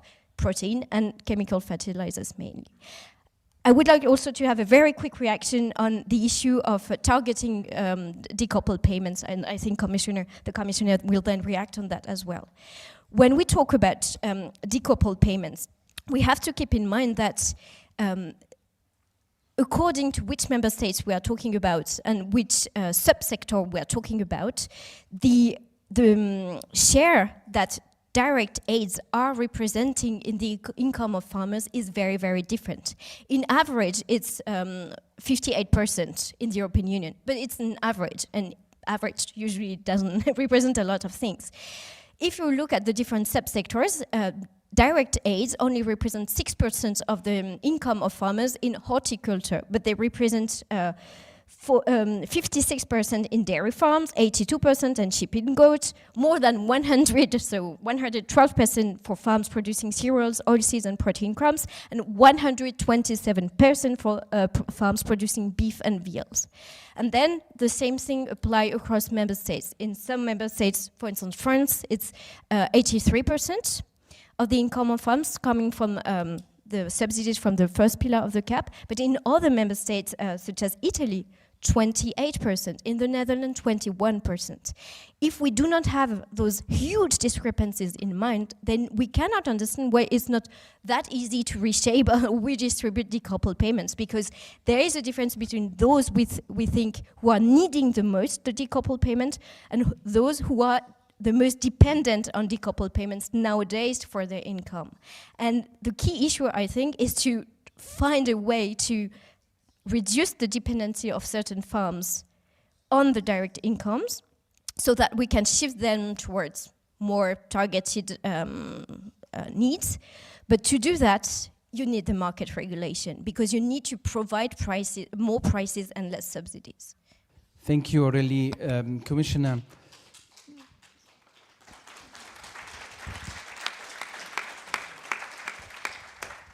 isn't the key issue that farmers do not get a fair price for the daily work what they're doing, rather than just having this kind of market regulation in a way? Or is the market regulation the way to bring a fair income to the farmers? You said recently in a meeting where I could join on this rural parliament, European rural parliament, I don't know whether I got it wrong, tell me immediately, that also the capping could be a debate, that the CIP could cap the direct payment? Well, let me maybe start with a remark that Aurélie made in the very beginning, that she doesn't envy the Commission with all these dilemmas that we are facing, because indeed there are a lot of dilemmas, because Paula is asking more money for the common agriculture policy. I would immediately sign, but we will have to be sure and clear who is contributing to this EU budget. And we are roughly speaking about 1% of our GDP, and 0.3% of this GDP goes to the common agriculture policy, and then it looks quite tiny, this agriculture policy, and I think that is the huge challenge we are facing now. We are now speaking about the next MFF that has just been started, and I think it doesn't look too bright, because the European Union has as well to pay back next generation EU funds at some point, and then there is even the risk that there might be less money available, and then we have to deal. And if we have to feed the same, let's say, size of farming community with a lower budget, well, everybody will be starving, and I think that is something that we have to be very clear. And somebody else, the former Commission President Jean-Claude Juncker, when he knew about that I would get this agriculture portfolio, he said, well, my sincere condolences. Because you can never make everybody happy, and the risk is always there, even if it's not your fault that the farmers are coming to the streets like we had it last year.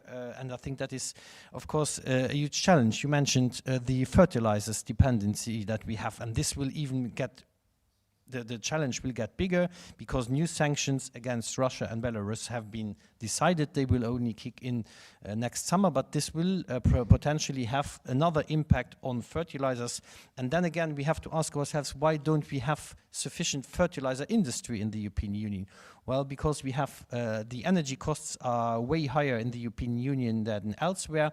We have a climate policy that is cost impacting as well, the prices, but we want this climate policy, and this is a little bit the dilemma. We want one, but we want as well the affordable fertilizers. Well, it's difficult, and that is not just a switch button yet that you can change from one point to the other. And then another point, I think it's that has been mentioned before, which will be independent from the budget discussion, and I think Paula mentioned it as well, that we have very little crisis management tools. We have, or you mentioned it as well, Aurélie, we have 450 million for 1 year. And we have to cover forest fires in Portugal, floods in Central Europe and in Spain, and so on and so on. This is just not sufficient, and it is not up for the challenge that we have.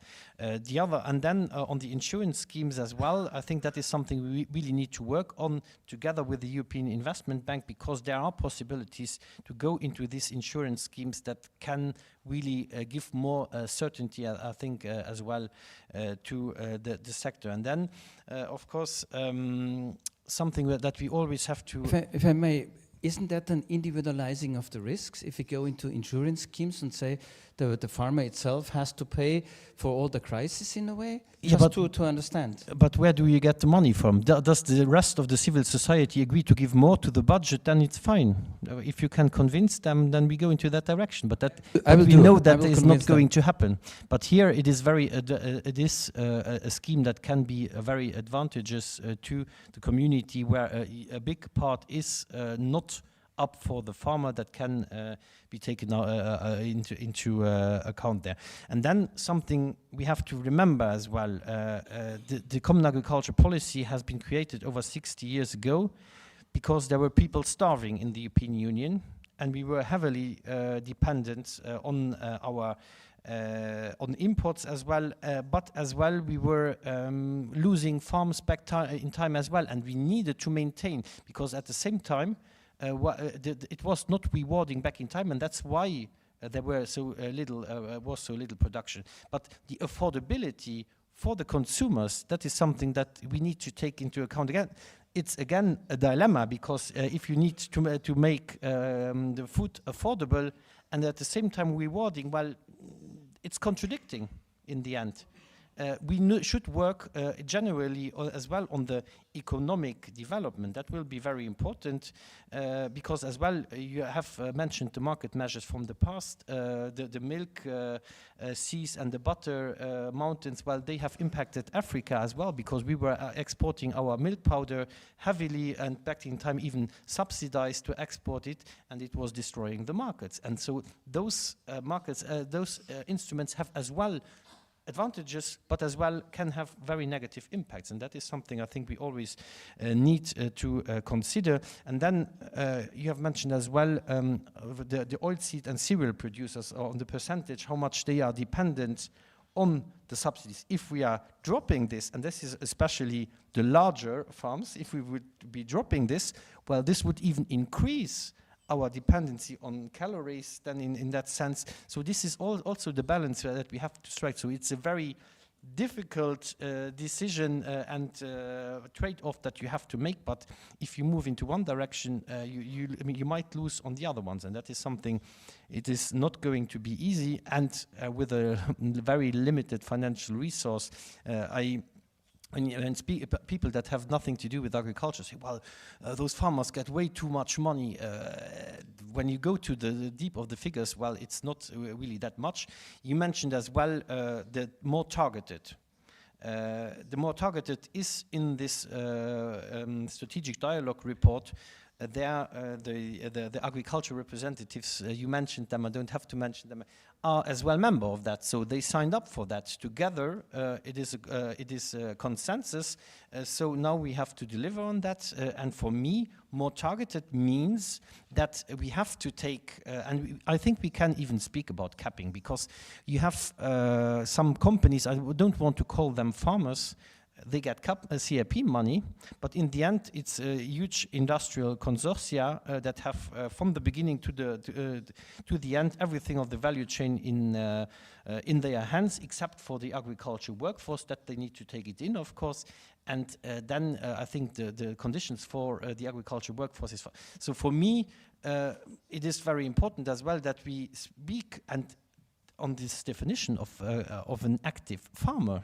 I think that is very crucial, because a multi-billion consortia is for me not the ones that need the protection. I think it's really the new generation of farmers, small and family farmers, and as well mixed farmers, because that is as well something we need to speak about, because a lot of farms, well, don't only live from the 3 or 4 hectares that they are making. They have, for example, combined this with tourism or etc. Those are as well models that need to go hand in hand. So I don't want to lose them as well. And we need to speak about additional sources of income, because we know that the market is not sufficiently rewarding, and even combined with the public policy that we have, it is not sufficient. So we need as well to, on those additional incomes, we need heavily to work. Thank you. Thank you very much, Paula and Ibrahim. We have only 5 minutes still left. So Paula, does it match? Yes, so there was a question that I really wanted to bring to this stage, because you talk, Commissioner, about the strategic dialogue. With all the diversity that was in that space, still there was a clear outcome for that somehow the different parts agreed on, which was this need for having a fair income, no? That we don't want to sell our products below production cost anymore. And when we read your vision, we welcome this recognition that the market can guarantee this to farmers. So to this stage, I really wanted you to ask, how do you envision that? Because there was no much detail on the how. So how do we envision this market capable of rewarding farmers? And on volumes, very quickly, I think that for sure we can and should and must learn from the past. We should look outside Europe how other countries are using volume controls measure and public stocks to protect their farmers. So yesterday we had a very good conversation with a comrade from India, that she was explaining to us how public stocks in India are helping the farmers and why farmers are fighting to defend these to not change. So what we are specifically asking is that these volume controls are shaped in a way that reflect the diversity of territories, first of all, so that we use this production volume to get out of a system that has led to the accumulation of production in, so specific territories produce a lot of quantities of the same thing. We have to get out of this, and we have tools to do this and redistribute the right to produce across territories. Thank you, Paula. Ibrahim, la dernière réflexion. Merci. Complètement. En fait, oui, ok. Merci. En fait, le message de solidarité que j'ai à l'endroit de monsieur le commissaire et l'ensemble des participants, c'est comment on peut soutenir la souveraineté alimentaire qui garantit le droit à l'alimentation et qui établit des règles équitables du commerce international. Et en plus, les défis du changement climatique et des différents conflits. Merci de votre aimable attention. Oh, sorry to stress 2 minutes too long. So a lot of points have been we have been talking about. A lot of points we didn't. As you said, we did not discuss too much on climate change. We did not discuss which role food speculation is playing in this game. So it's something which is totally underestimated within the Commission, in the price building that some big one are playing. You see, the Commissioner, this auditorium has the willingness to support you. Not only this one, I can tell you also the European Economic and Social Committee.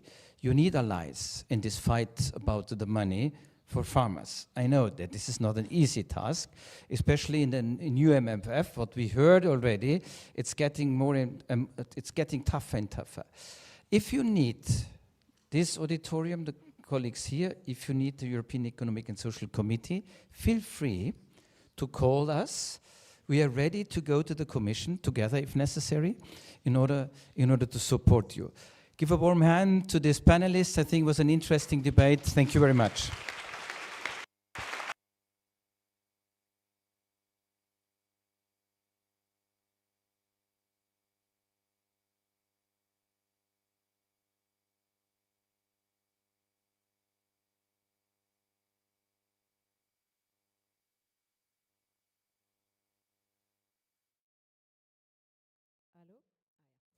there is a coffee break that is in the room where you come from.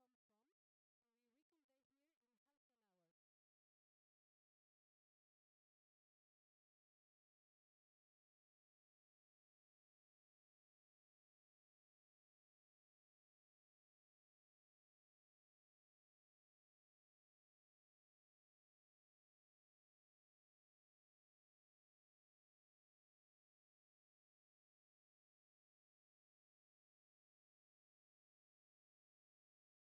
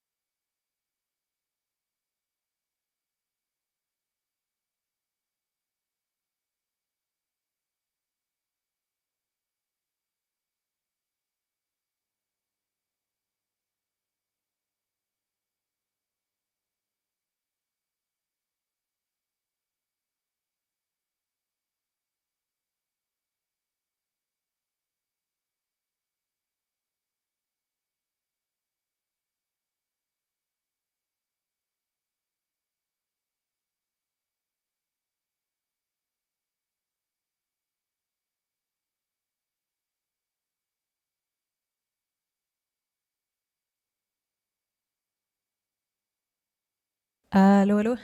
Okay, we will start again. People are entering the room slowly.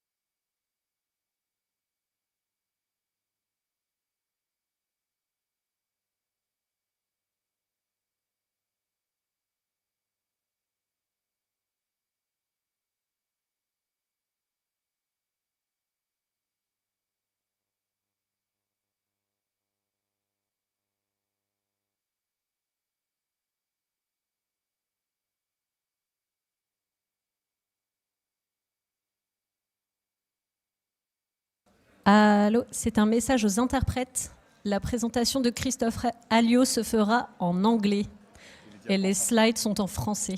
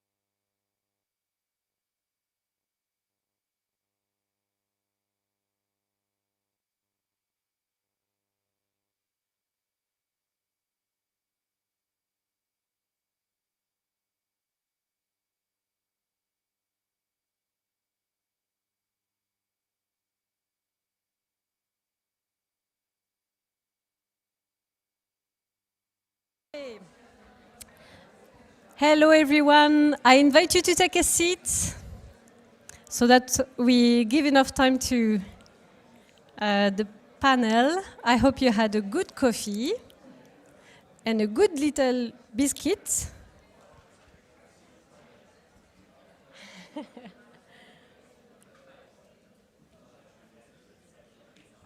Okay, so as people are coming in, I wanted to give you one information, which is that to all the contributors that will be participating in the parallel session this afternoon and tomorrow morning, we are asking you to register to the different workshops so that we can know more or less how many people are coming. That's for the sake of our team of facilitators so that they can kind of plan their facilitation according to the number of people you are. So you will have to register just when you leave the room Duprel. There is a corner with all the list of the workshops listed on a A4 sheet of paper. You just have to register there. And we really ask you to register so we know more or less how many people, and there is a bit of a limit so that we are not 50 people in one room and 2 people in another room. For both days. Actually, for the 4 slots of time of parallel sessions. There is 2 slots of time for parallel sessions this afternoon, 2 for tomorrow morning. There is 6 sessions at a time in parallel. You cannot go to all of them, so you need to choose. Maybe as people are coming in, I'll just add a little thing, which is where you have been eating, there is a fresque, a chart that we have been doing on a craft paper that our colleague Elias has been drawing with a lot of inspiration this morning, and we really hope that you will help us fill it throughout the sessions. At the end of every parallel session, we will ask the note taker to convey some takeaways of the session, and then slowly we will build these charts this visual chart that is in the hall. So we can come back to that as conclusions at the end of the plenary. Okay, I think we are all there, more or less. So now I will let the floor for the next plenary, which will be facilitated by Mark Edelman, who made us the pleasure to come all the way to Brussels, cross the ocean, and meet us here in Brussels. Welcome. Thank you very much.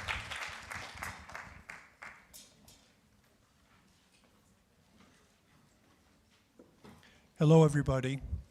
To begin, I would like to express my thanks to the organizers, to ECVC, to ULB, to IIS, a lot of letters. And I think I would like to invite our panelists up to the stage now. Then I have a few brief remarks, and then we can start the conversation. So we have four panelists: Kjartan Poulsen, President of the European Milk Board, Denmark; Andoni Garcia from the Coordinating Committee of ECVC, member of Ene Vizcaya, COAG in Spain. We have Christophe Alliot from Le Basic, France, and Jan Hairang from Tsinghua University in China.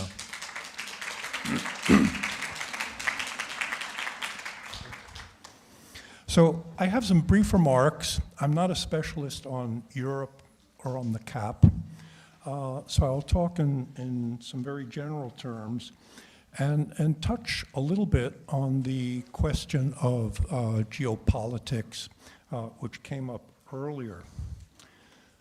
Neoclassical economics textbooks assure us that markets efficiently allocate factors of production and consumer goods. Markets are perfect when no actor has sufficient weight to influence prices and all actors have the same and accurate information. Under these conditions, markets will be agile and give purchasers and vendors the best prices possible for each and the goods they want, if they're able to afford them. Importantly, these conditions rarely, if ever, exist. Markets also generate extraordinary injustice. They exacerbate ownership concentration and become increasingly imperfect.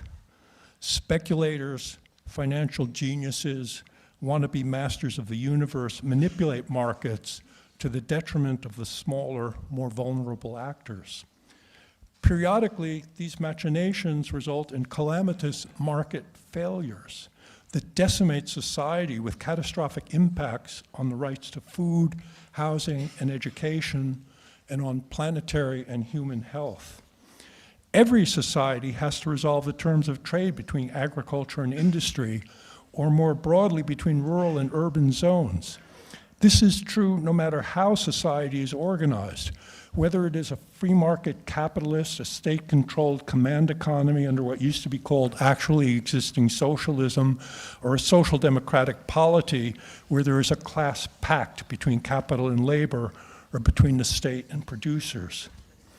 In the 1920s, the scissors crisis of diverging industrial and agricultural prices afflicted the Soviet Union, where the phrase was coined, and many developing countries ever since, where economists referred to the secular decline in terms of trade.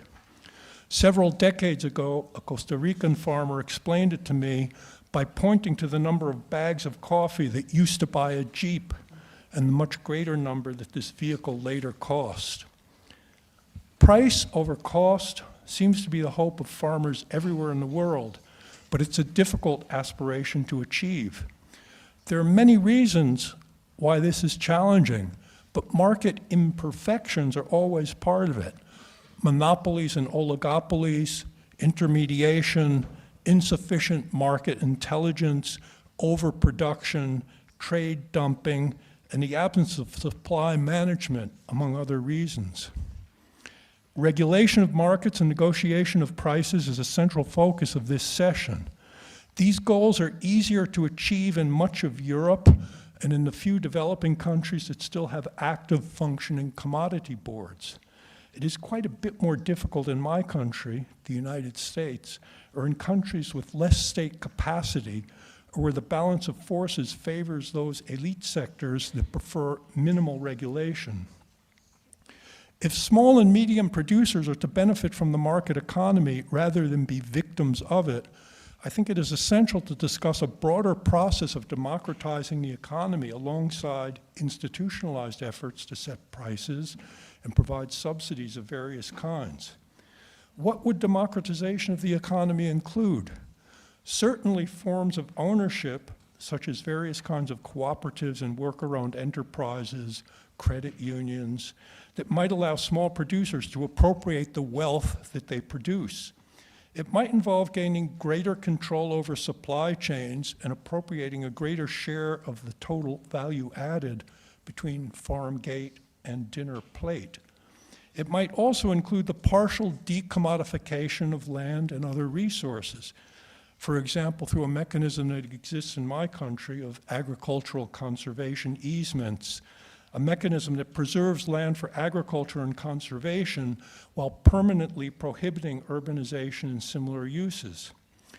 This is a tall order, especially when far-right governments, parties, and oligarchs are on the march in many of our countries. I am, of course, deeply concerned that many of these far-right movements draw substantial support from the farm sector in rural areas. Certainly, that is the case in the United States and in the rural county in upstate New York, where I now live. At home, we are witnessing an extraordinarily aggressive, rapacious, reactionary attack on our democratic institutions, on the entire structure of our federal government, and on what remains of our fragile social safety net. Many farmers, faced with Trump's tariffs and other inflationary measures, the withdrawal of promised federal grants, and bullying at home and abroad, are apparently already having second thoughts about how they cast their votes in our last presidential election. It is refreshing to be away from all of that for a few days, although troubling that this is at a time when the normal, conventional, dull relations between the United States and Europe are so fraught. In Brussels, we are not far from the Ardennes, where 80 years ago, in the winter of 1944-45, the Western Allies turned back a giant Nazi offensive. At age 19, one of my uncles was in that Battle of the Bulge. One of my mother's cousins went missing in action in the same battle, and his remains were never recovered. My father was fighting to the south in France and later in Germany. It is almost incomprehensible to me that the solidarity between democratic Europeans and my country that then existed is now at the breaking point, and that neo-fascists, with their loathsome salutes, hate-filled rhetoric, scapegoating and big lies, are now in power in my country and on the rise elsewhere. I know these observations diverge somewhat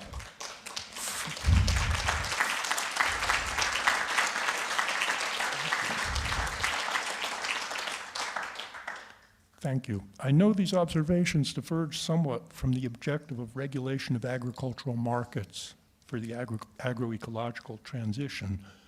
I raise them only to emphasize that a genuinely democratic context where social contestation is possible is essential for realizing any progress toward these goals. Thank you.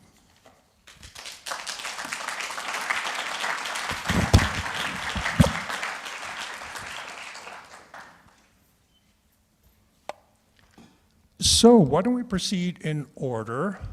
And I believe the first person on the program is Kjartan.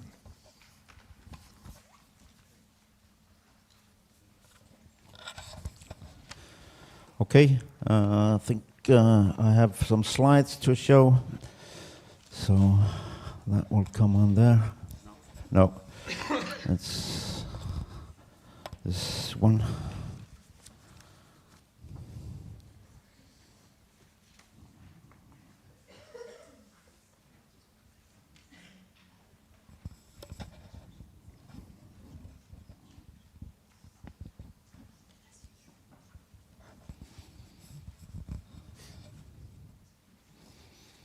Otherwise, someone else could start. Okay. Otherwise, we could start with another English. No. No. It's all sent. It's all sent here from.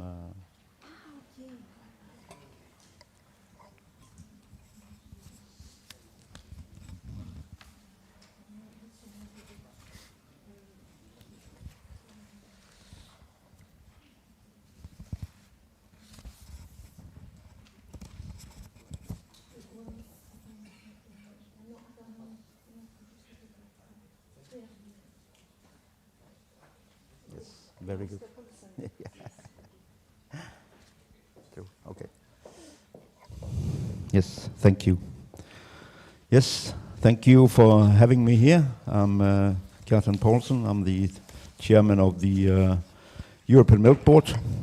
I'm a farmer, so when you look at the rest of the, I'm a little bit out of my league here. Cost calculation. The first part, cost, yes, I'm a farmer, so I know a lot about costs, but the calculation, well, the math behind this calculation, I'm not 100% sure of, but Karin Jürgens is excused for coming today, so I took over, and she's doing this study for the European Milk Board, so of course I know quite a lot about the figures in it. So what is the cost of calculation and what can we use it for? We have been doing this now for quite some years, and you can see we are scattered all over Europe, from Ireland in the west to Lithuania in the east, from Denmark where I come from, and down south here in Europe.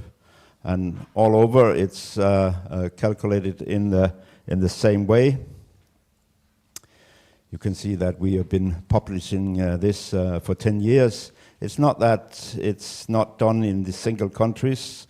Farmers' unions in several countries are doing these studies. The EGalim, EADEL in France is doing something similar.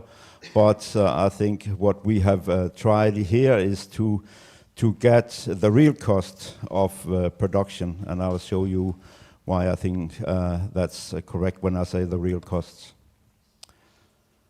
You see what we need to put in. We had to put everything in. So these results can be used everywhere, and they can be compared between countries and also internationally compared. It's all based on these numbers. It's from every member state gives in these economical data from each country. That has the problem that then everything is a little bit lacking. As you can see, the current status is now 2022.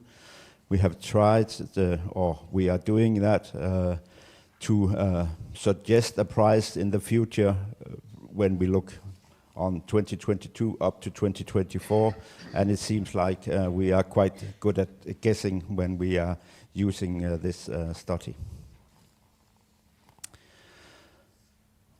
One thing that is very important, that's the income of the farmer.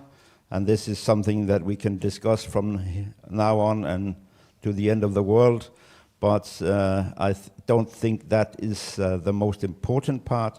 So, because even though we can discuss €1 more or less per hour, that doesn't change a whole lot in the study. So the differences from country to country is that, you can hardly see this, but Denmark, we have a collective agreement with unions and workers' unions and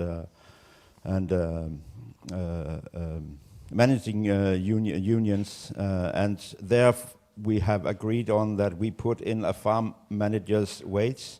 That means that I would be getting the same as what I'm paying the guy I have to run my farm on daily basis. It's wouldn't be a high income, but we need to start somewhere. France, on the other hand, there we are using double minimum wage as the reference. And so on in each country. There is a little bit different approach of the way of putting income on the table. It's very important, but I don't think we need to discuss whether it's €1 more or less per hour. The biggest issue is really how many hours do we need for the farmer. And there we are discussing, is it just 37 hours, that's the Danish regulative and normal, or is it the real working hours that would be 60 or 70 for most farmers? That's is also a discussion. But on that, we have also agreed on a normal, and in this way we can calculate for each country. Looking at just as example, 2021, we have all the countries for that, so you can see the differences. What was the revenue paid price for milk? You look at the top line. Luxembourg as Lithuania is quite high and low, but not that big difference.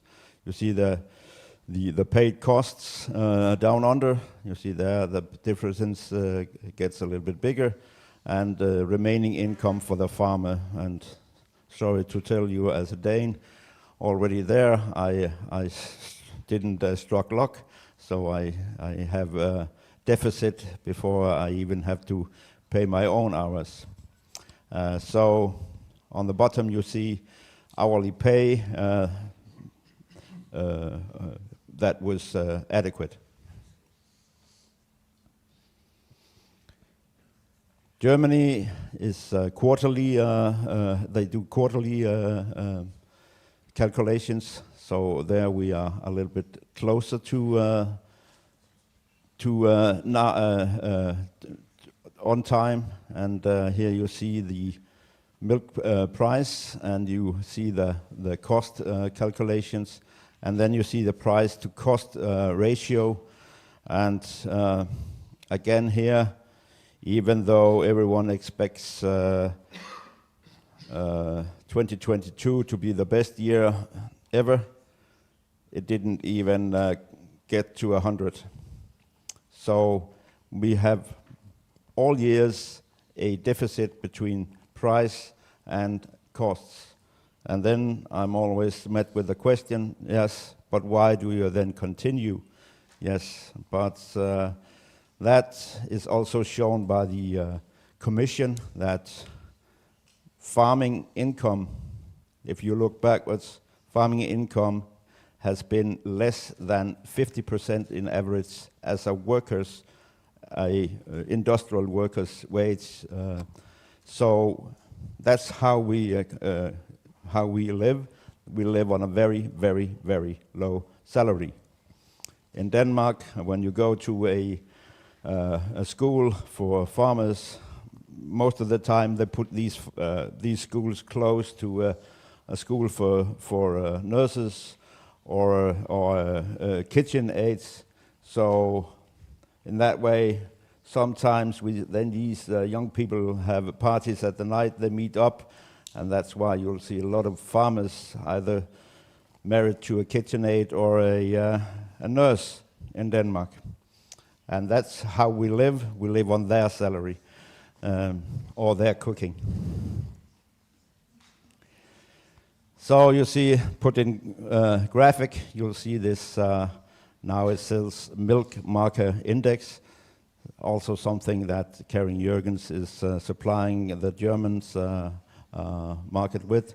And this is really our start doing the indices for Europe.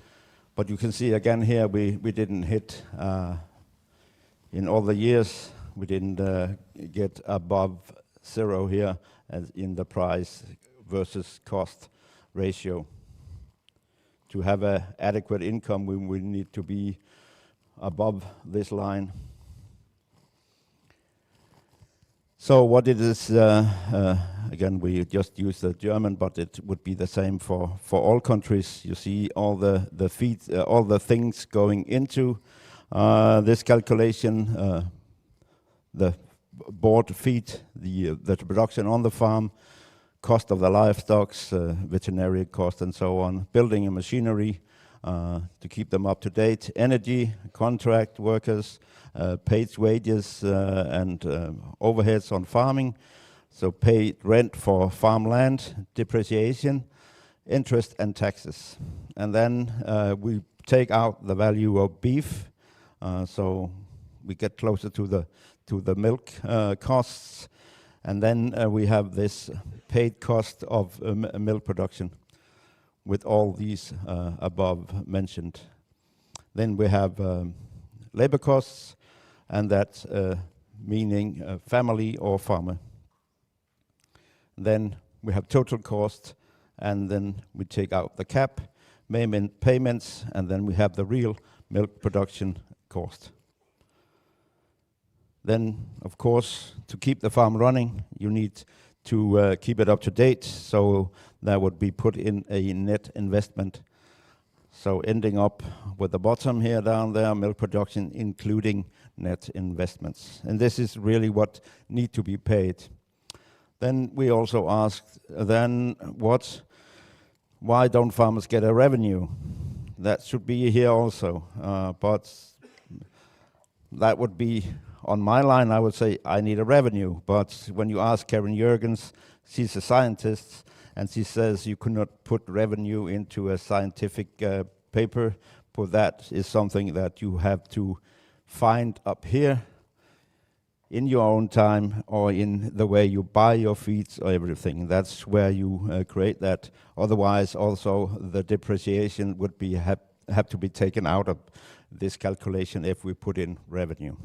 But that's, again, a scientific discussion, but a real one when you are a farmer.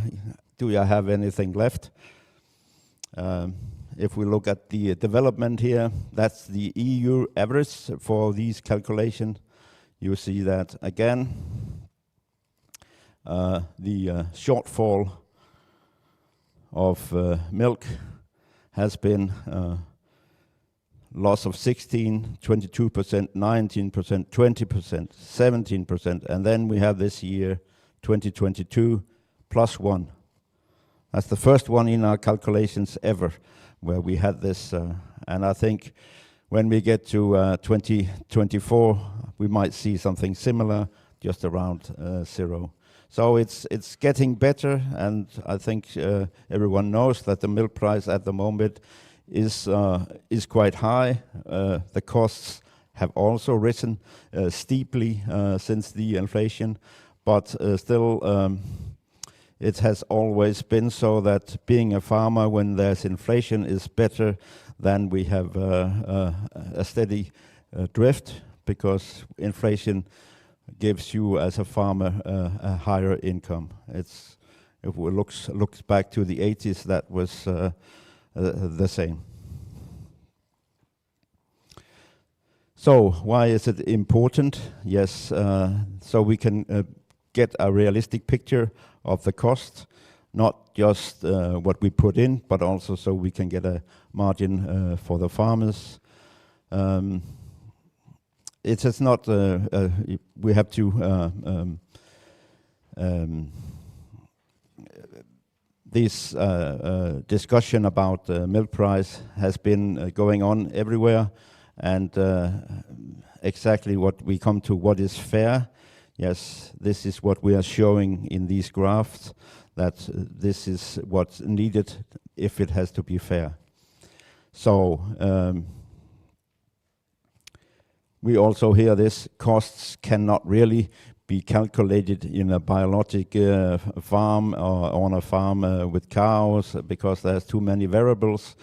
But as we show, this can be calculated, and it can be calculated quite good. And average, this is, of course, average values are useless, but again, this is something to work on. It is not mountain regions, it's not just wetlands, so it shows what is needed on an average scale, and this is how we can work forward to find and get the real price for our milk. This has also led to three-party agreements in Germany, as an example. Penny, one of the big companies out of the Rewe company, has signed a contract with the Fair Milk Germany, where they use the milk market index as the price for the milk. So Penny is buying the milk from the farmer at a calculated price, and then Penny is paying a dairy to fill the milk into cartons. So it doesn't affect the farmer's price, what's going on in the rest of the market. This is doable, so this is the first time we've seen this on a scale like Germany. Okay, thank you from my part.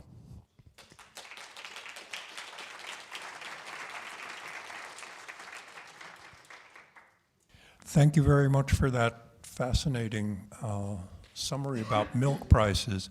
I think I would like to ask people on the panel and the audience to hold questions until after everybody has presented, and then we can discuss. So note your questions, and we'll hopefully get to them later. Andoni.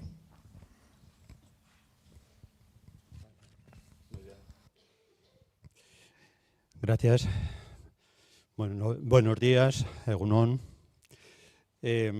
Lo primero quería hacer una afirmación, ¿no? Y es que como agricultores, como ganaderos o ganaderas y agricultoras, como campesinos y también como ECBC, la verdad es que podemos sentirnos esperanzados, porque después de años donde ECBC ha estado reclamando la regulación de los mercados y que los precios cubran los costes de producción, respondan a los ingresos, en este momento y de una manera muy amplia, tanto desde las organizaciones de agricultores y agricultoras como también escuchando a la Comisión, nos sentimos esperanzados porque en este momento es claro la fuerza que hay en que una próxima reforma de la PAC realmente tenga en cuenta esto. Ahora bien, esa esperanza también está de una manera muy clara en ECBC, reclamando que una directiva, que es la directiva sobre prácticas desleales, la que llamamos UTP, que es una directiva muy importante, haya posibilidades, y reclamamos de una manera muy clara que de una manera inmediata se modifique, se incluya un articulado para que realmente los precios a los agricultores cubran los costes de producción. Y tenemos la esperanza de que se nos escuche, de que la Comisión esto lo realice cuanto antes. Pero desde luego la esperanza de que en este momento es un clamor muy claro de todos los agricultores y agricultoras de que esto sea así y cuanto antes. Pero, bueno, pues antes de hablar, porque en mi caso voy a hablar de la ley de la cadena en el Estado español y lo que supone y lo que está suponiendo, sí hablar de algunos elementos sobre la situación, porque este reclamo de precios está pero realmente este reclamo de precios entra en confrontación directa con una exportación a bajo precio o importaciones a bajo precio.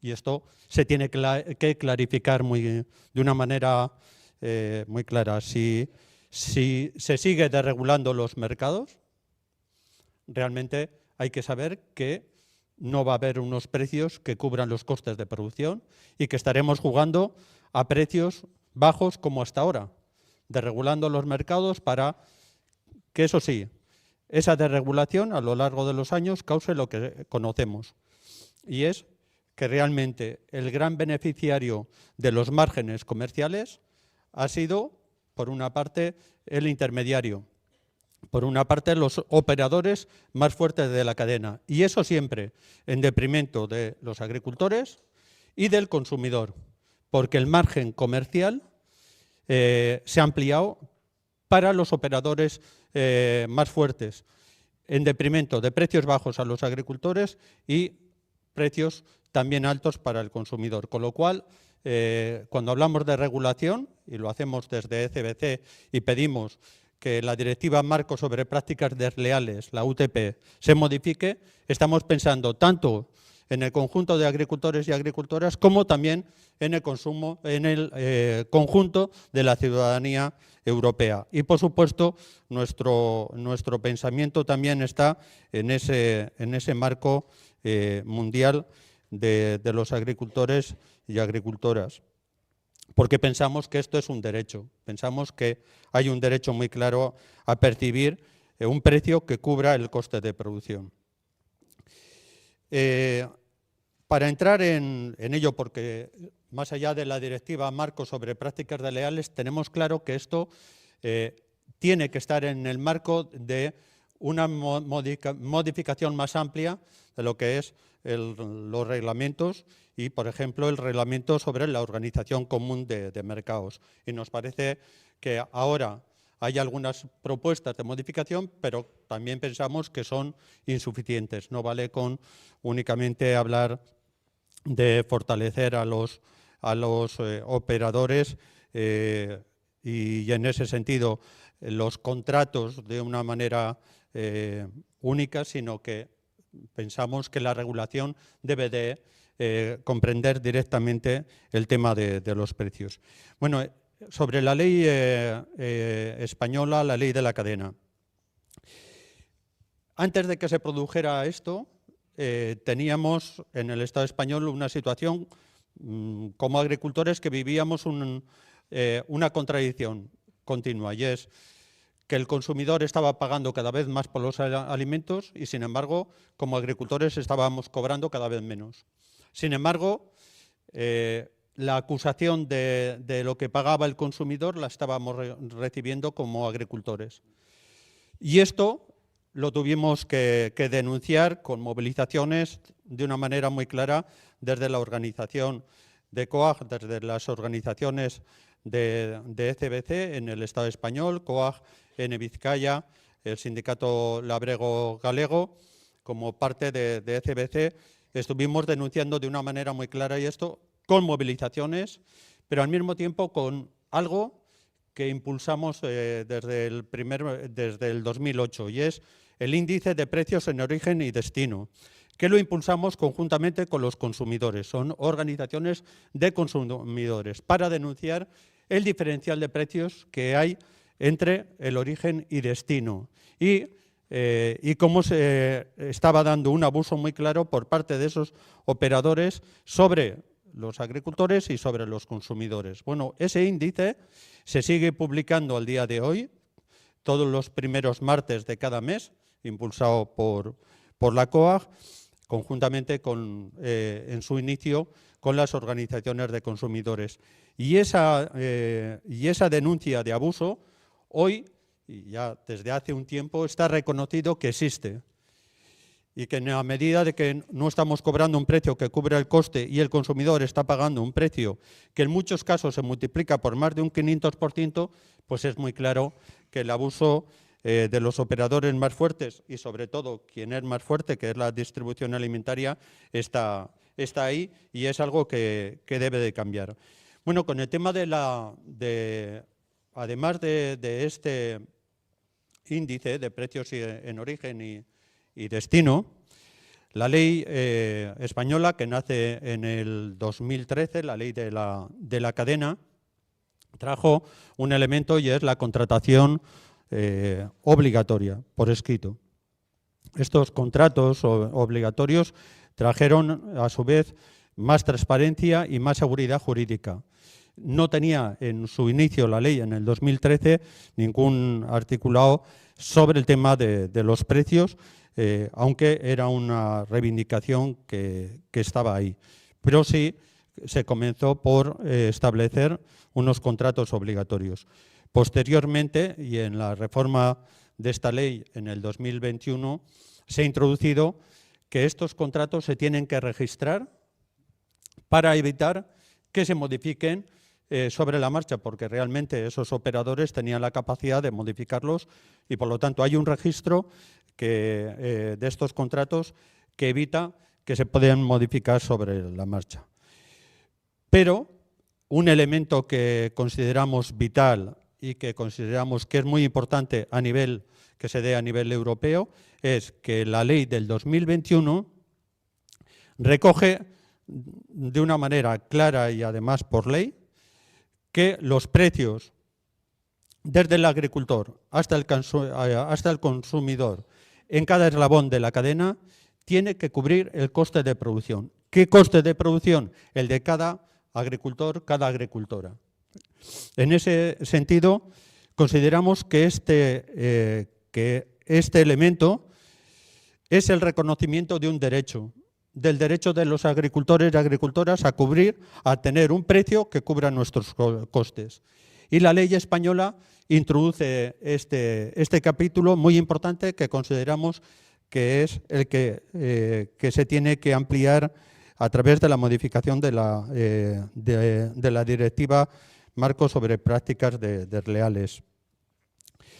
Este coste de producción recoge no solamente los insumos, sino también el coste de los trabajadores, si es que tenemos personas trabajadoras contratadas, y el salario del agricultor. Por lo tanto, lleva hasta ahí cuando estamos hablando de este reconocimiento, de este derecho y de esta reivindicación.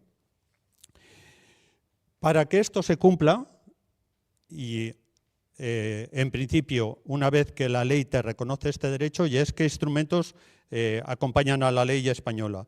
Y es, por una parte, hay un observatorio de la cadena, que también en este momento está constituido a nivel europeo y que consideramos un instrumento muy importante, donde tiene que presentar, tiene que elaborar y tiene que estudiar cuál es la situación de precios, cuál es la situación de costes, tiene que elaborar índices, tiene que elaborar referencias, lo mismo que los observatorios que en cada país se debieran de desarrollar. En el caso del Estado español, este observatorio ha desarrollado distintos estudios de cadena de valor que de alguna forma son la referencia para luego la fijación o los contratos individuales que tenemos que realizar.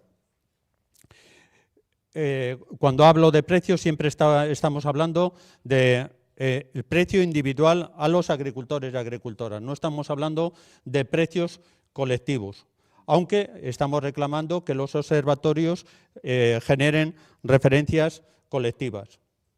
Pero el derecho, estamos hablando de que es un derecho individual. Un instrumento, además del observatorio de la cadena, que es muy importante, que hay en la legislación española y que también se tiene que haber desarrollado en cada país, es las agencias de información y control alimentarios. Estas agencias tienen como labor garantizar el cumplimiento de la Directiva Marco sobre prácticas desleales y la transposición que se ha hecho a cada país. En nuestro caso, en el Estado español, la Agencia de Información y Control Alimentarios tiene que velar por el cumplimiento de la ley de la cadena. En ese sentido, tiene la capacidad de hacer tiene la capacidad de investigar las situaciones donde puede no estarse cumpliendo la ley. Por otra parte, también tiene la labor de, cuando se realizan denuncias, que en este caso está garantizado que sean anónimas por parte de los agricultores y agricultoras, tiene la labor de inspeccionar y de sancionar. En este caso, desde la constitución de esta agencia, se han dado 3.510 sanciones por 14 millones de euros, las sanciones que se han llevado a cabo. Es claro que desde este planteamiento que significa la ley de la cadena a nivel del Estado español, estamos planteando desde ECBC, claramente, y ya por terminar, modificación urgente de la Directiva Marco sobre prácticas desleales para que incluya un articulado donde se garantice que los agricultores cobramos por encima de los costes de producción. Creemos que esto es posible. Estamos planteando claramente también el reforzamiento del observatorio ya creado, AFCO, para que genere estos índices y genere estas referencias, y estamos planteando de forma general reforzar todas las medidas que atienden a la regulación de los mercados. Es una oportunidad en la que estamos viviendo, tanto la oportunidad que significa la modificación de la directiva, como también el debate sobre el reglamento de OCM y este nuevo debate sobre la nueva PAC, donde, repito, que tenemos una situación de esperanza, que creemos que en este momento es posible, aunque también sabemos las oposiciones que pueda haber a todo ello. Y desde luego, tanto nuestras luchas como campesinos y campesinas, como también en alianzas y a partir también de esta misma conferencia, creemos que entre todas y todos podemos lograr lo que estamos planteando.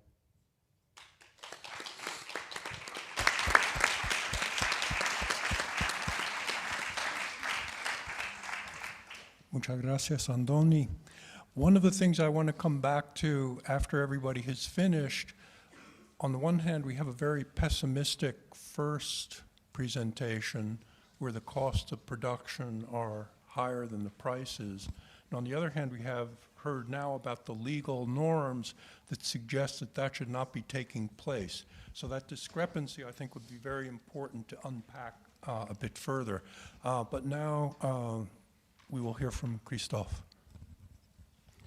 Thank you very much. Good morning, everybody. I hope you still have some free time for the discussion before we all go for lunch together. My name is Christophe Elliott, and I work for a small independent research institute based in Paris that is called BASIC you have here. I would just follow on the two previous speakers with two or three elements that were the starting point of our work. One is what we've heard from the milk example, the dairy example. Is it just an issue of bad practices? And I also come from a country that also has quite a lot of legal requirements and new instruments for the past 10 years in terms of cost of production, observatory also, and around the price to farmers. So our question was, is it just bad practices that have to be regulated, or is it more systemic? And if yes, what is at the core of the current system in which we live in? So, in order to, we've worked for 2 years, and the study, to be transparent, was commissioned by 4 French NGOs. They are listed on the top right here. And we've had a look at the French food system. So the entire food system that starts with inputs, so pesticides, fertilizers, machinery, seeds, to the farmers, The industry that we've not talked so much so far, distribution, which is all about supermarkets, but also independent shops, restaurants, and chains that are here, and of course, we as consumers at the end of the chain. So let's start with also your introduction. Is it all about free, ideal market? Of course it's not, that's what you recalled us. Let's first have a look at the picture for France. We are in the same system here. We start with the concentration ratio of the big here seeds and pesticides producers. You have all these number of farmers there. You see a bit more than 340,000. The hidden part are the workers. There are twice more workers in the French food system than farmers. Of course, they represent less work days because they only work a few weeks for most of them in the year. But that's one of the hidden realities. And then we get into the rest of the chain for France. 39, these are the processors and manufacturers, the agro-industry here, that process the food. We have here our 8 main supermarket chains, but also 14 restaurant chains that are the new players in town, and we in France as consumers. So of course, you've already come to it. We don't have an ideal picture here because we have a high concentration. But there is something more at the heart of the system. Let me go to it. The functioning of the system, in the way we've tried to simplify it first, is those two circles that could be seen as two circles that are in synergy one with the other. In here, on the left-hand side, we are looking towards the farming side of the chain, and on that side towards the consumer. At the heart is to maximize, we've talked about it at the very beginning, volume and value. Volume of products, agricultural products, but also food products. More. With more value attached to it. In order to do that, the system works the following way. First, the food products for the past decades have been broken down into standardized ingredients. And standardized ingredients into standardized agricultural products that have been massively produced, not only in Europe, not only in France, but all throughout the world. And by doing that, and as we've already talked about opening the market, there is a direct competition between all farmers to produce these standardized agricultural products that make the ingredients. And there is a loop that has been quite successful in having the food price as low as possible, because there is always a farmer that will offer the same product at a lower price. And with a massive production that can feed into the system. Now, what is happening on the other side of the equation? These ingredients that are standardized have been endlessly combined together to make an endless amount of products that are all made from the same smaller number of ingredients into a wide number of food products that are promoted through marketing, through advertisement. And we as consumers have the impression that we have a whole world of products, but they all come down to a limited number here that put pressure on the farmer. But there we have more and more a multitude of products. They are differentiated a bit through the quality, the work of all these intermediaries, but massively through marketing and advertisement. And this is what creates value through more and more segmentation. Now we have the food products for babies, for adults, for elderly, for women, for men, for sports people, whatever you can imagine. And those two feel together. That's how we create value here that, as you said, is disconnected from the pressure on prices that here touches upon the farmers. But this is a simplified version of reality. So we've got a bit more in depth into what does it mean for the French food system. We've had a look at the full value chain, not just the farming, not just agriculture, to the consumer. And here are the main results. First of all, this is one part of the French food system, 11% of sales. This is how it works. You have here the farmers, the processors, manufacturers. Here you have the supermarkets or the restaurants, and the consumers are on top.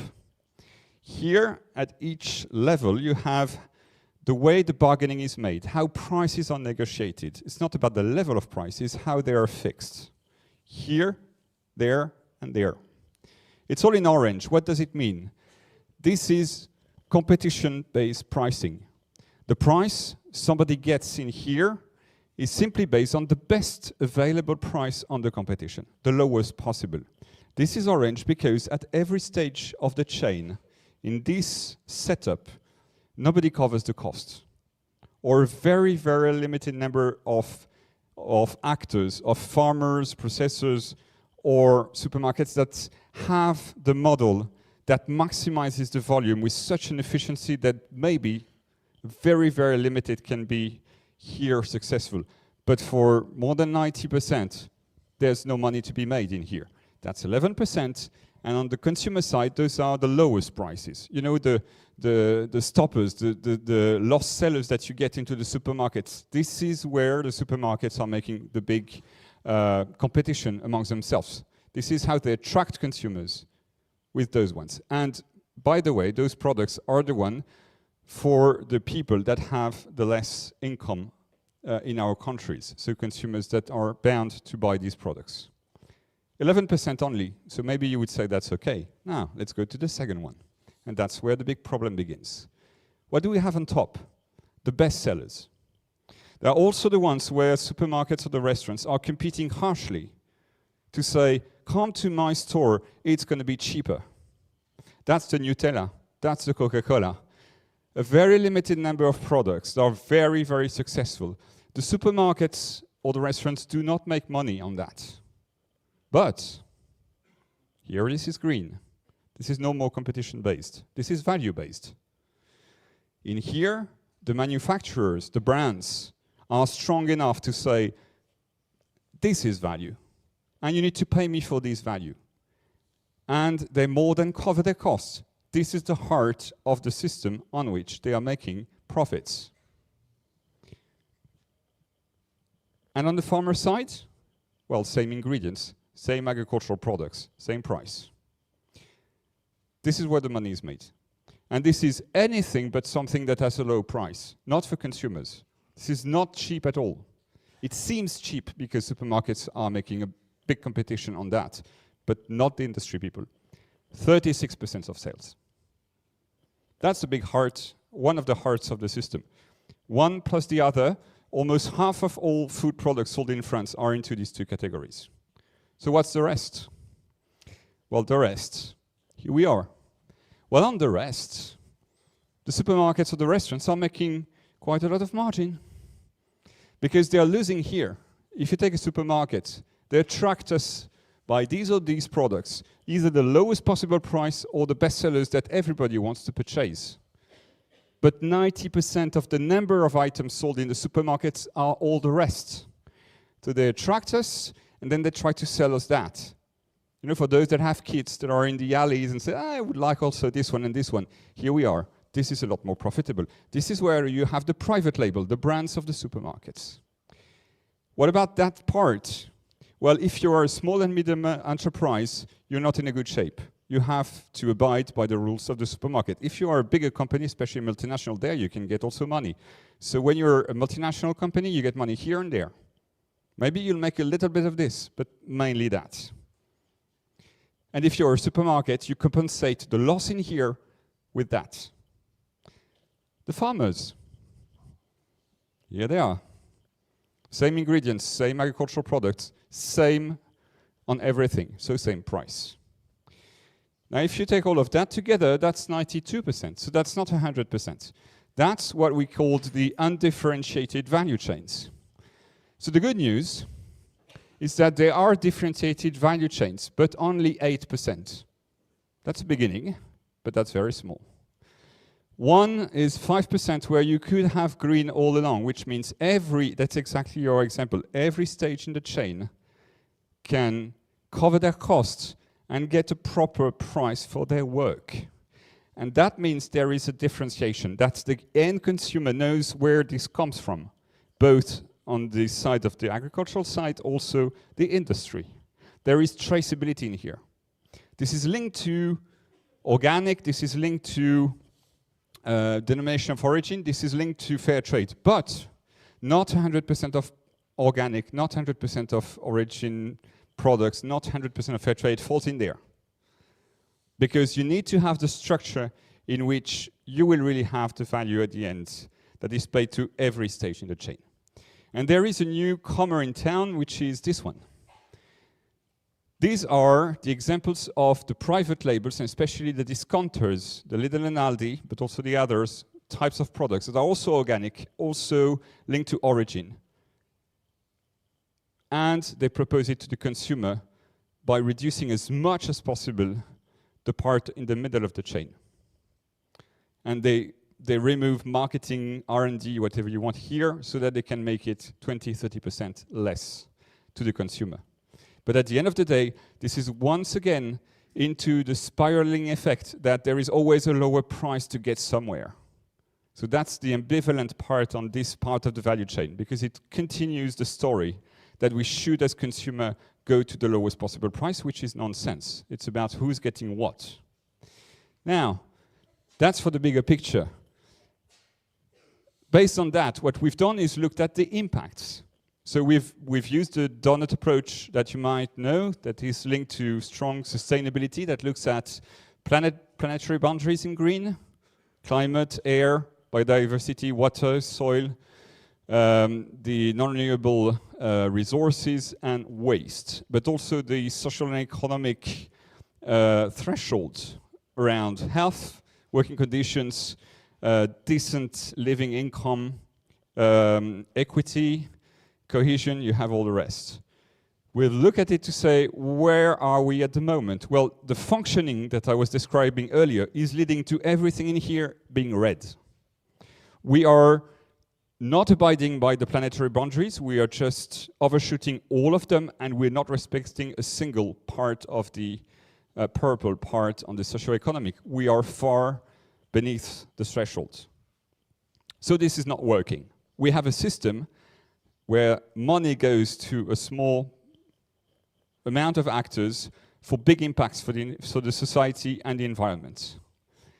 Now, what we looked at to finalize my point. This is another sketch where the flow of goods go from left to right, and the flow of money goes the other side, plus the proprietary, the shareholders of the different companies in there, whether small or big. The thing that is not said, and this was a big part of our work, is that all the impacts that I was talking about earlier have a cost. A very real cost that is public spending. We spent more than 1 year looking at every line of the budget of French public authorities to look at where were we paying cost along the chain for that functioning. And this is the result. On top there, 19 billion euros per year in 2021 in order to compensate for the negative impacts. And this is real money. This is our money as taxpayers that is used for that. As you say, most of it for health, a bit more than 60%. This is our social security money in France to counteract the health problems linked to bad food. But you also have problems with farmers, so different occupational diseases, working conditions, the fact that we pay not only the farmers, but all along the chain, workers that do not earn sufficient money. It's of course farmers, but it's also everywhere in the industry, also workers in agriculture, also workers in supermarkets and restaurants. And we compensate for that with our public money. And then in green, what we compensate for the environment, which is not that much in the end, when you're talking about real money at the moment. Still, it's 19 billion euros. That's one. But there is another one that is hidden here. Is the public support. Not only are we paying for the bad consequences of our system, but we are feeding it every day. We are supporting it with the taxpayer money, and that's where the heart of the problem is. And a big discovery for us is that there is much more than CAP. CAP is just a tiny part of it. CAP is here in purple. This is money from the European Union. Goes to the farm part of the chain. So in here, you have the money that is spent, public money, real public money. Total 48 billion euros 2021. It's more than 52 last year. This is the money that comes from the European Union.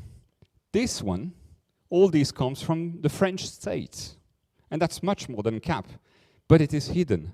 It is hidden because it's tax exemption here. It's social security exemption there. In order to support our companies to be competitive in the world environment. And here is money from local authorities linked to collective restaurants. And here you have all the different stages of the chain that receive the money. Farmers only receive 30%. It's always said that they are the ones to be subsidized and to receive everything. Look at the rest. There is money for everybody in the system. Farmers are only a tiny bit of it. So what at the end of the day? You have 19 billion euros to cover the cost of the impact with our money as taxpayers, plus 48 billion euros, still tax money, still money from taxpayers, our public money, in order just to maintain the system. Another way to look at it, that's how it works. That's the real picture of the French food system, and there is quite a good assumption that it works everywhere in Europe the same, and other ways. You have the states here. We pour 48 billion euros of money into value chains, most of them being orange, because there is no money for the farmer, and it's all about putting price pressure through competition. Only a tiny bit goes into more virtuous value chains that are differentiated. And all this is creating a whole lot of problems all around the place in terms of planet boundaries and social and economic system. And because it's creating problem, we pay a second time with our public money, 19 billion. And that continues on and on. So what about, where do we start with that? Well, first of all, the good news, there is money out there. Even for a country like France that is under pressure at the moment, almost 50 billion euros per year. So there is something to discuss in here. Who gets that money to do what? And what are the minimum requirements that we as public authorities, that we can expect from our public authorities to ask to all these actors, not just the farmers, but all the rest of the chain? And second, how do we have this number being reduced? How do we reduce that one? And that's not about money here, it's about regulation. It's about stopping things. Potentially advertisement, potentially marketing, quite a lot of things here that are to be discussed. And the last one for our discussion is this one. That was a big surprise for us, and that will be my last slide. When you look at in orange, it's the undifferentiated value chains. In green here, the differentiated ones. When we looked at the orange ones, they receive 40 billion euros a year. But we looked at the net profits that all the companies, the manufacturers, the supermarkets, the restaurants, all of them, not the farmers, but all the rest of the chain, the net profits that all of them together make every year, 28 billion. So let me be very clear about that. The profits they make and they give to their shareholders is less than the public money in France that we put on the table and we give them. So we thought that that's a basis for discussing, well, what are the conditions behind that? And is that number, well, something that can be discussed? Why is that so much of our money goes in order, in the end, to end up in the pocket of a small number of people for the result we have? At a time when the more positive kinds of value chains only receive 3 billion in France and are more or less at equilibrium point because they have no choice. They have to make profits here with the tools they have, but they don't have the power of the market to be profitable. Not the farmers, not the industry, not the supermarket. They have to make what they can in here. So what about discussing that? Thanks a lot, and we hope that this is going to create a bit of discussion.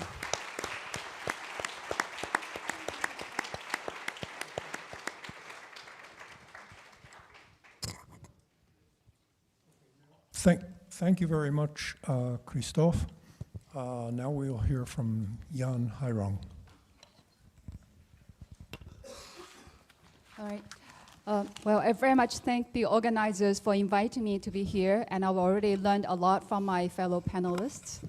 I'm going to bring the case of China and introduce how China has managed the prices for Chinese peasant production.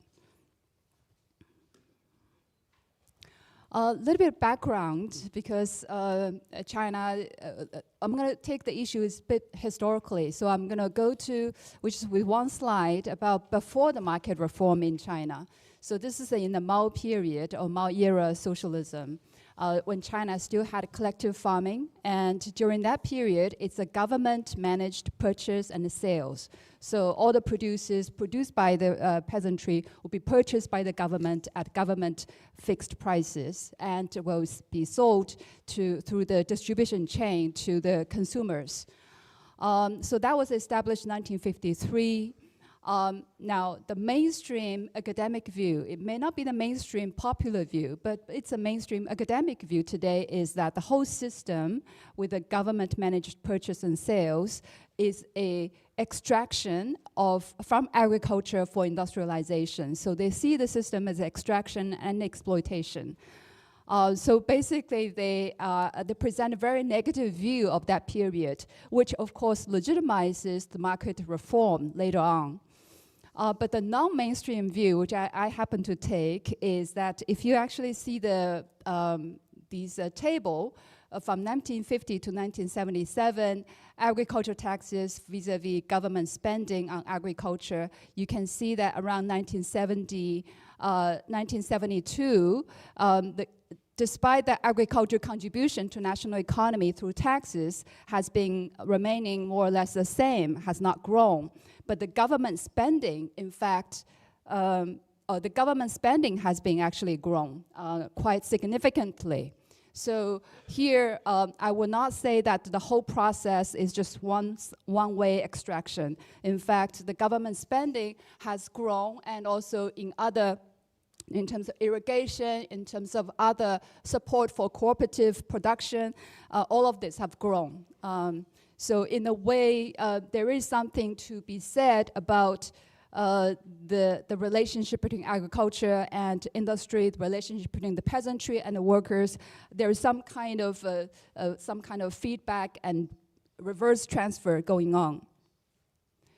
Okay. So the debate is still going on in China in some sense. Basically, is about was the Mao era policies or Mao era socialism, was it really good for Chinese peasantry? So that's what the kernel of the issue. Now, moving to the market reform, as I said, in the past 40 years, the market reform has been mainly towards marketization of food production and prices. But in the process had also involved the government regulation, the government intervention from time to time, despite the overall trend. Overall, in the past 40 years, the government has tried to achieve 3 objectives at the same time.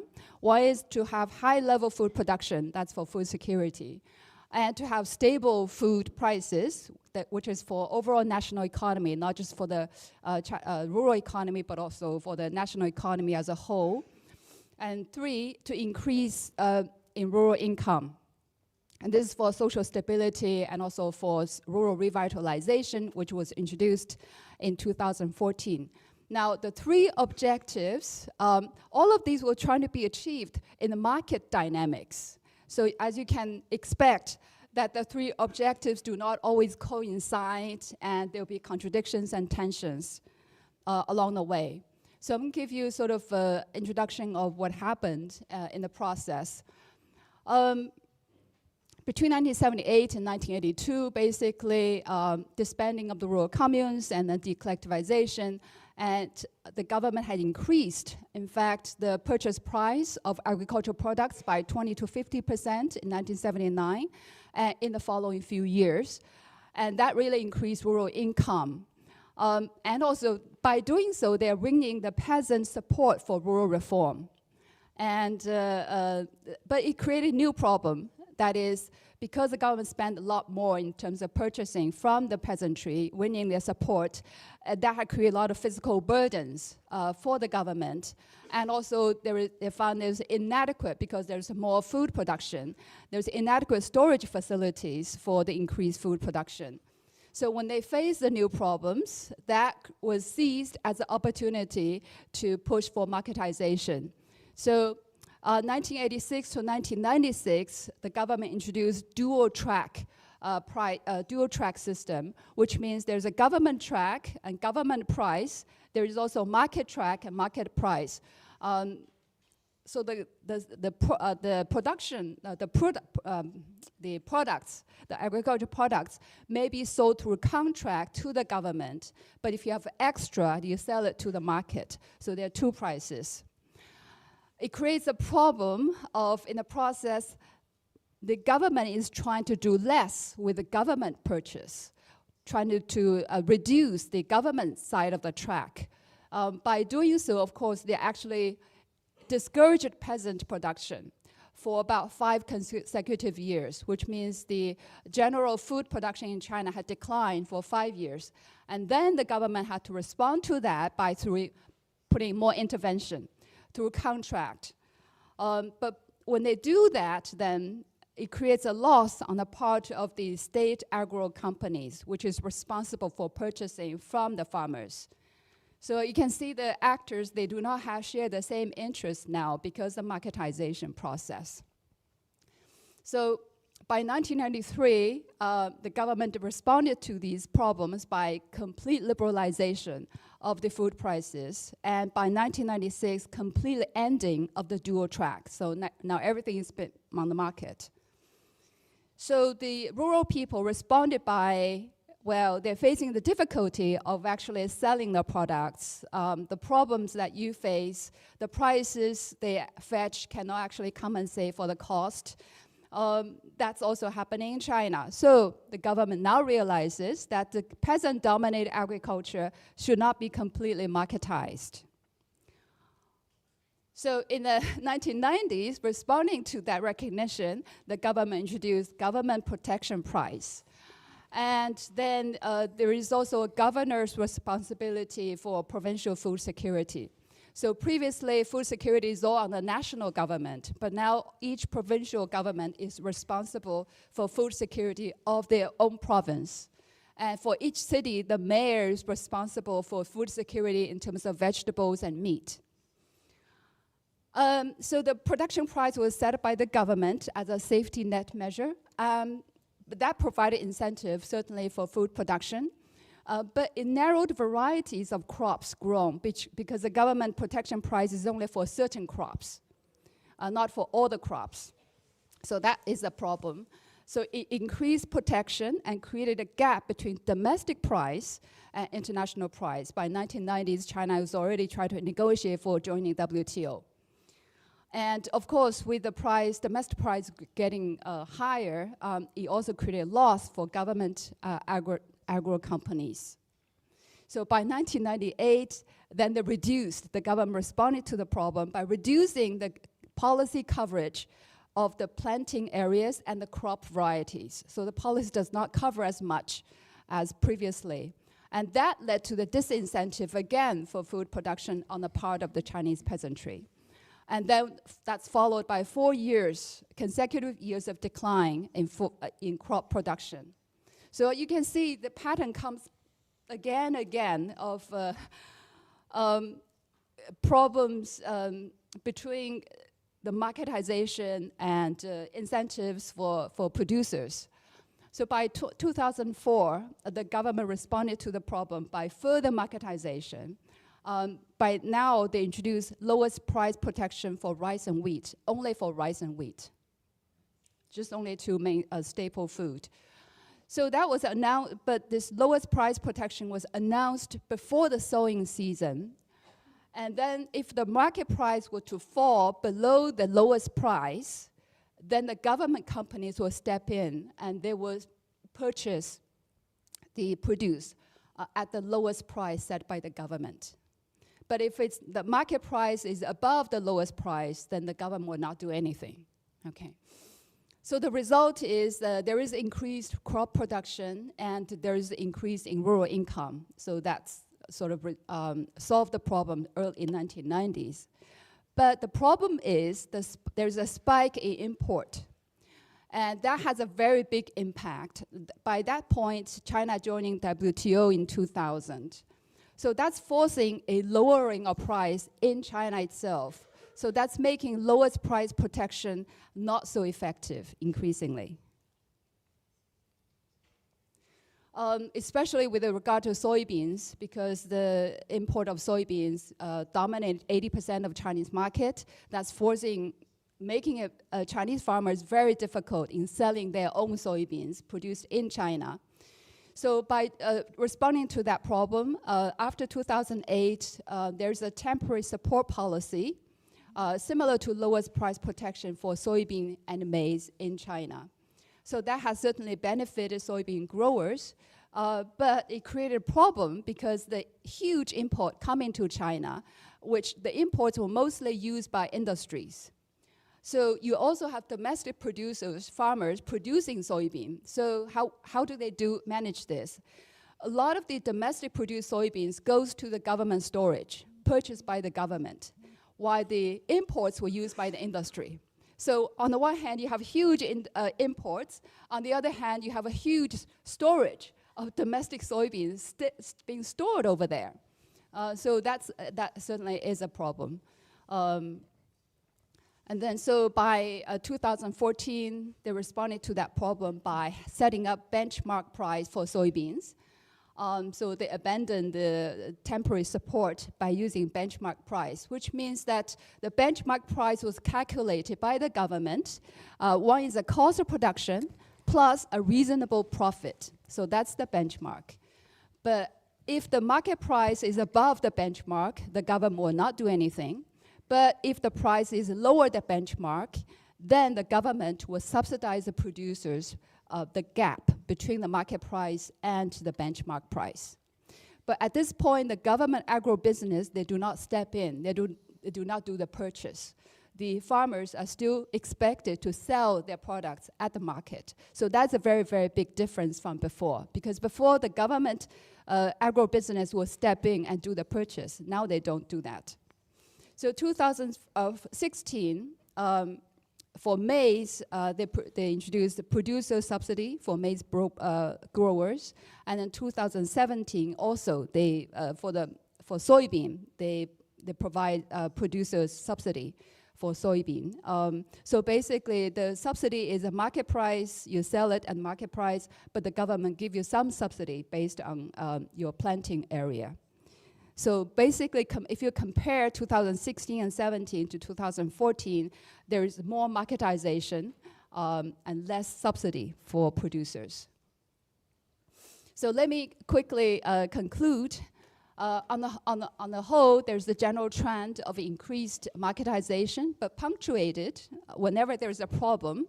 And the government seems to be sensitive so far still, responding to how farmers, whether the farmers have incentives to produce. So they are sensitive to that. Whenever they have problems, they punctuate by intervention and regulation. And, but the impact has been big, coming mostly from the WTO-based agreements and also bilateral free trade agreements coming to China. So there's a recent price fall that's very significant by 50% of the beef and mutton imports. That's really attacking the domestic Chinese price. So really, since 2014, Chinese government has been working hard through on the poverty alleviation and also rural revitalization. So there's big campaigns in China for increasing rural income. But because in the past year or so, the import of beef and mutton has been very big attack on the domestic price. So a lot of the herders in China, people whose livelihood depends on selling beef farmers, etc., they have been very much their income has been very much undermined. So that's one trend. And second, there's a trend in the government emphasis from increasing food production to increase rural income. And the two are not the same things. If you're interested in emphasize rural income, then labor migration is your choice, right? And then food production has been more or less given to big operators, companies, mostly rich farmers, etc. For most people, they're encouraged to increase their rural income through labor migration. But of course, the debate here in China is labor migration is much more individual or household-based strategy. But there is also dynamic pushing for rural collective economy, or you understand it as a rural community economy. We think that that's a better way to empower the community and as a collective incentive, a collective initiative to solve some of the problems. And just one issue I want to mention that I mentioned earlier that each governor of province is responsible for their own food security. That policy is being changed. The whole framework was overhauled in 2003. Now there's a national division of labor based on the theory of comparative advantage. So we have among the 31 provinces or capital cities in China, they're divided into 12 food production provinces, 11 food production consumption balanced provinces, and 8 food consumption provinces, which means that some of the provinces are encouraged to focus on food production, while some of the provinces are not responsible at all. They can allow their food security, regional food security, to drop as low as 20% or 10%. Therefore, that creates uneven development. It also creates a problem that agriculture-based provinces, they have actually more incentive. They get lower GDP, of course, because they focus on agriculture.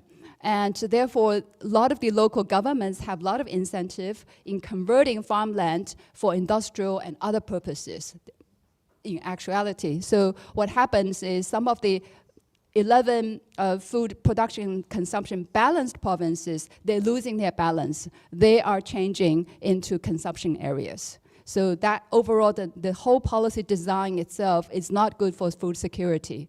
And also, of course, it's not quite fair for food producing regions in China. And fourth point, final point, is since 2019, the national government has been trying to push what's called well-facilitated farmland construction, which is to improve the technology and facilities of the farmland, irrigation, whatever. And there is a plan for 1.2 billion mu, or 80 million hectares being constructed. This is trying to ensure food production capacity, but the impact has been that a lot of the small farmers feel being marginalized and being squeezed out because the land rent, once the construction is finished, land rent goes higher. So only rich farmers can afford to rent and expand their production. Small farmers cannot. So a lot of the objectives, going back to the 3 objectives at the very beginning, so some of the objectives conflict with other objectives. And when you have this market dynamics going on, trying to, as the main venue to achieve those objectives, you get into contradictions and tensions from time to time. Okay, thank you very much. Thank you very much, Jan. I need to apologize to the group for not having been more prescriptive about the time. But our time is up, and unfortunately, there's no space to have questions here in this plenary. But I would encourage people to approach the presenters with their questions and comments. I would briefly exercise my prerogative as moderator. One takeaway, it seems to me, from this conversation is the need for organized farmers to achieve greater vertical integration and to control more of the value chain that is now occupied by intermediaries and wholesalers and so on, because that clearly is where the money is in these value chains. Thank you to all of our presenters, and again, apologizing for not keeping better track of the time.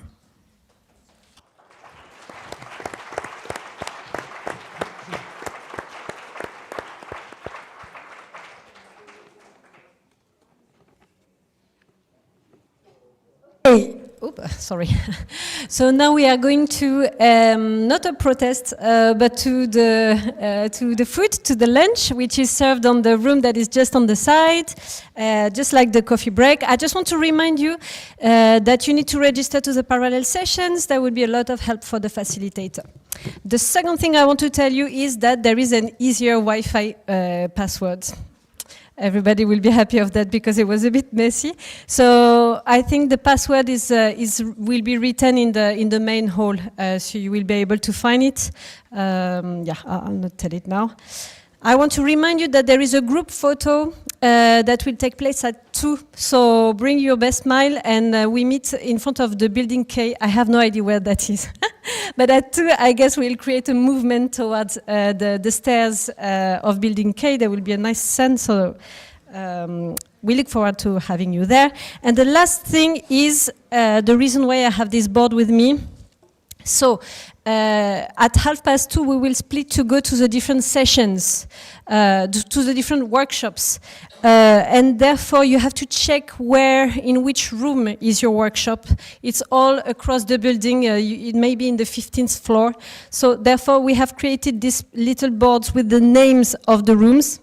So this is Salle Henri-Jeanne, Salle Jeanne. And therefore, you will need to find the person that has this board and follow that person at 2:30. So don't miss the train or the bus, the human bus of your room, because otherwise maybe you won't enter. There are passwords across the building. Et bon appétit, everybody.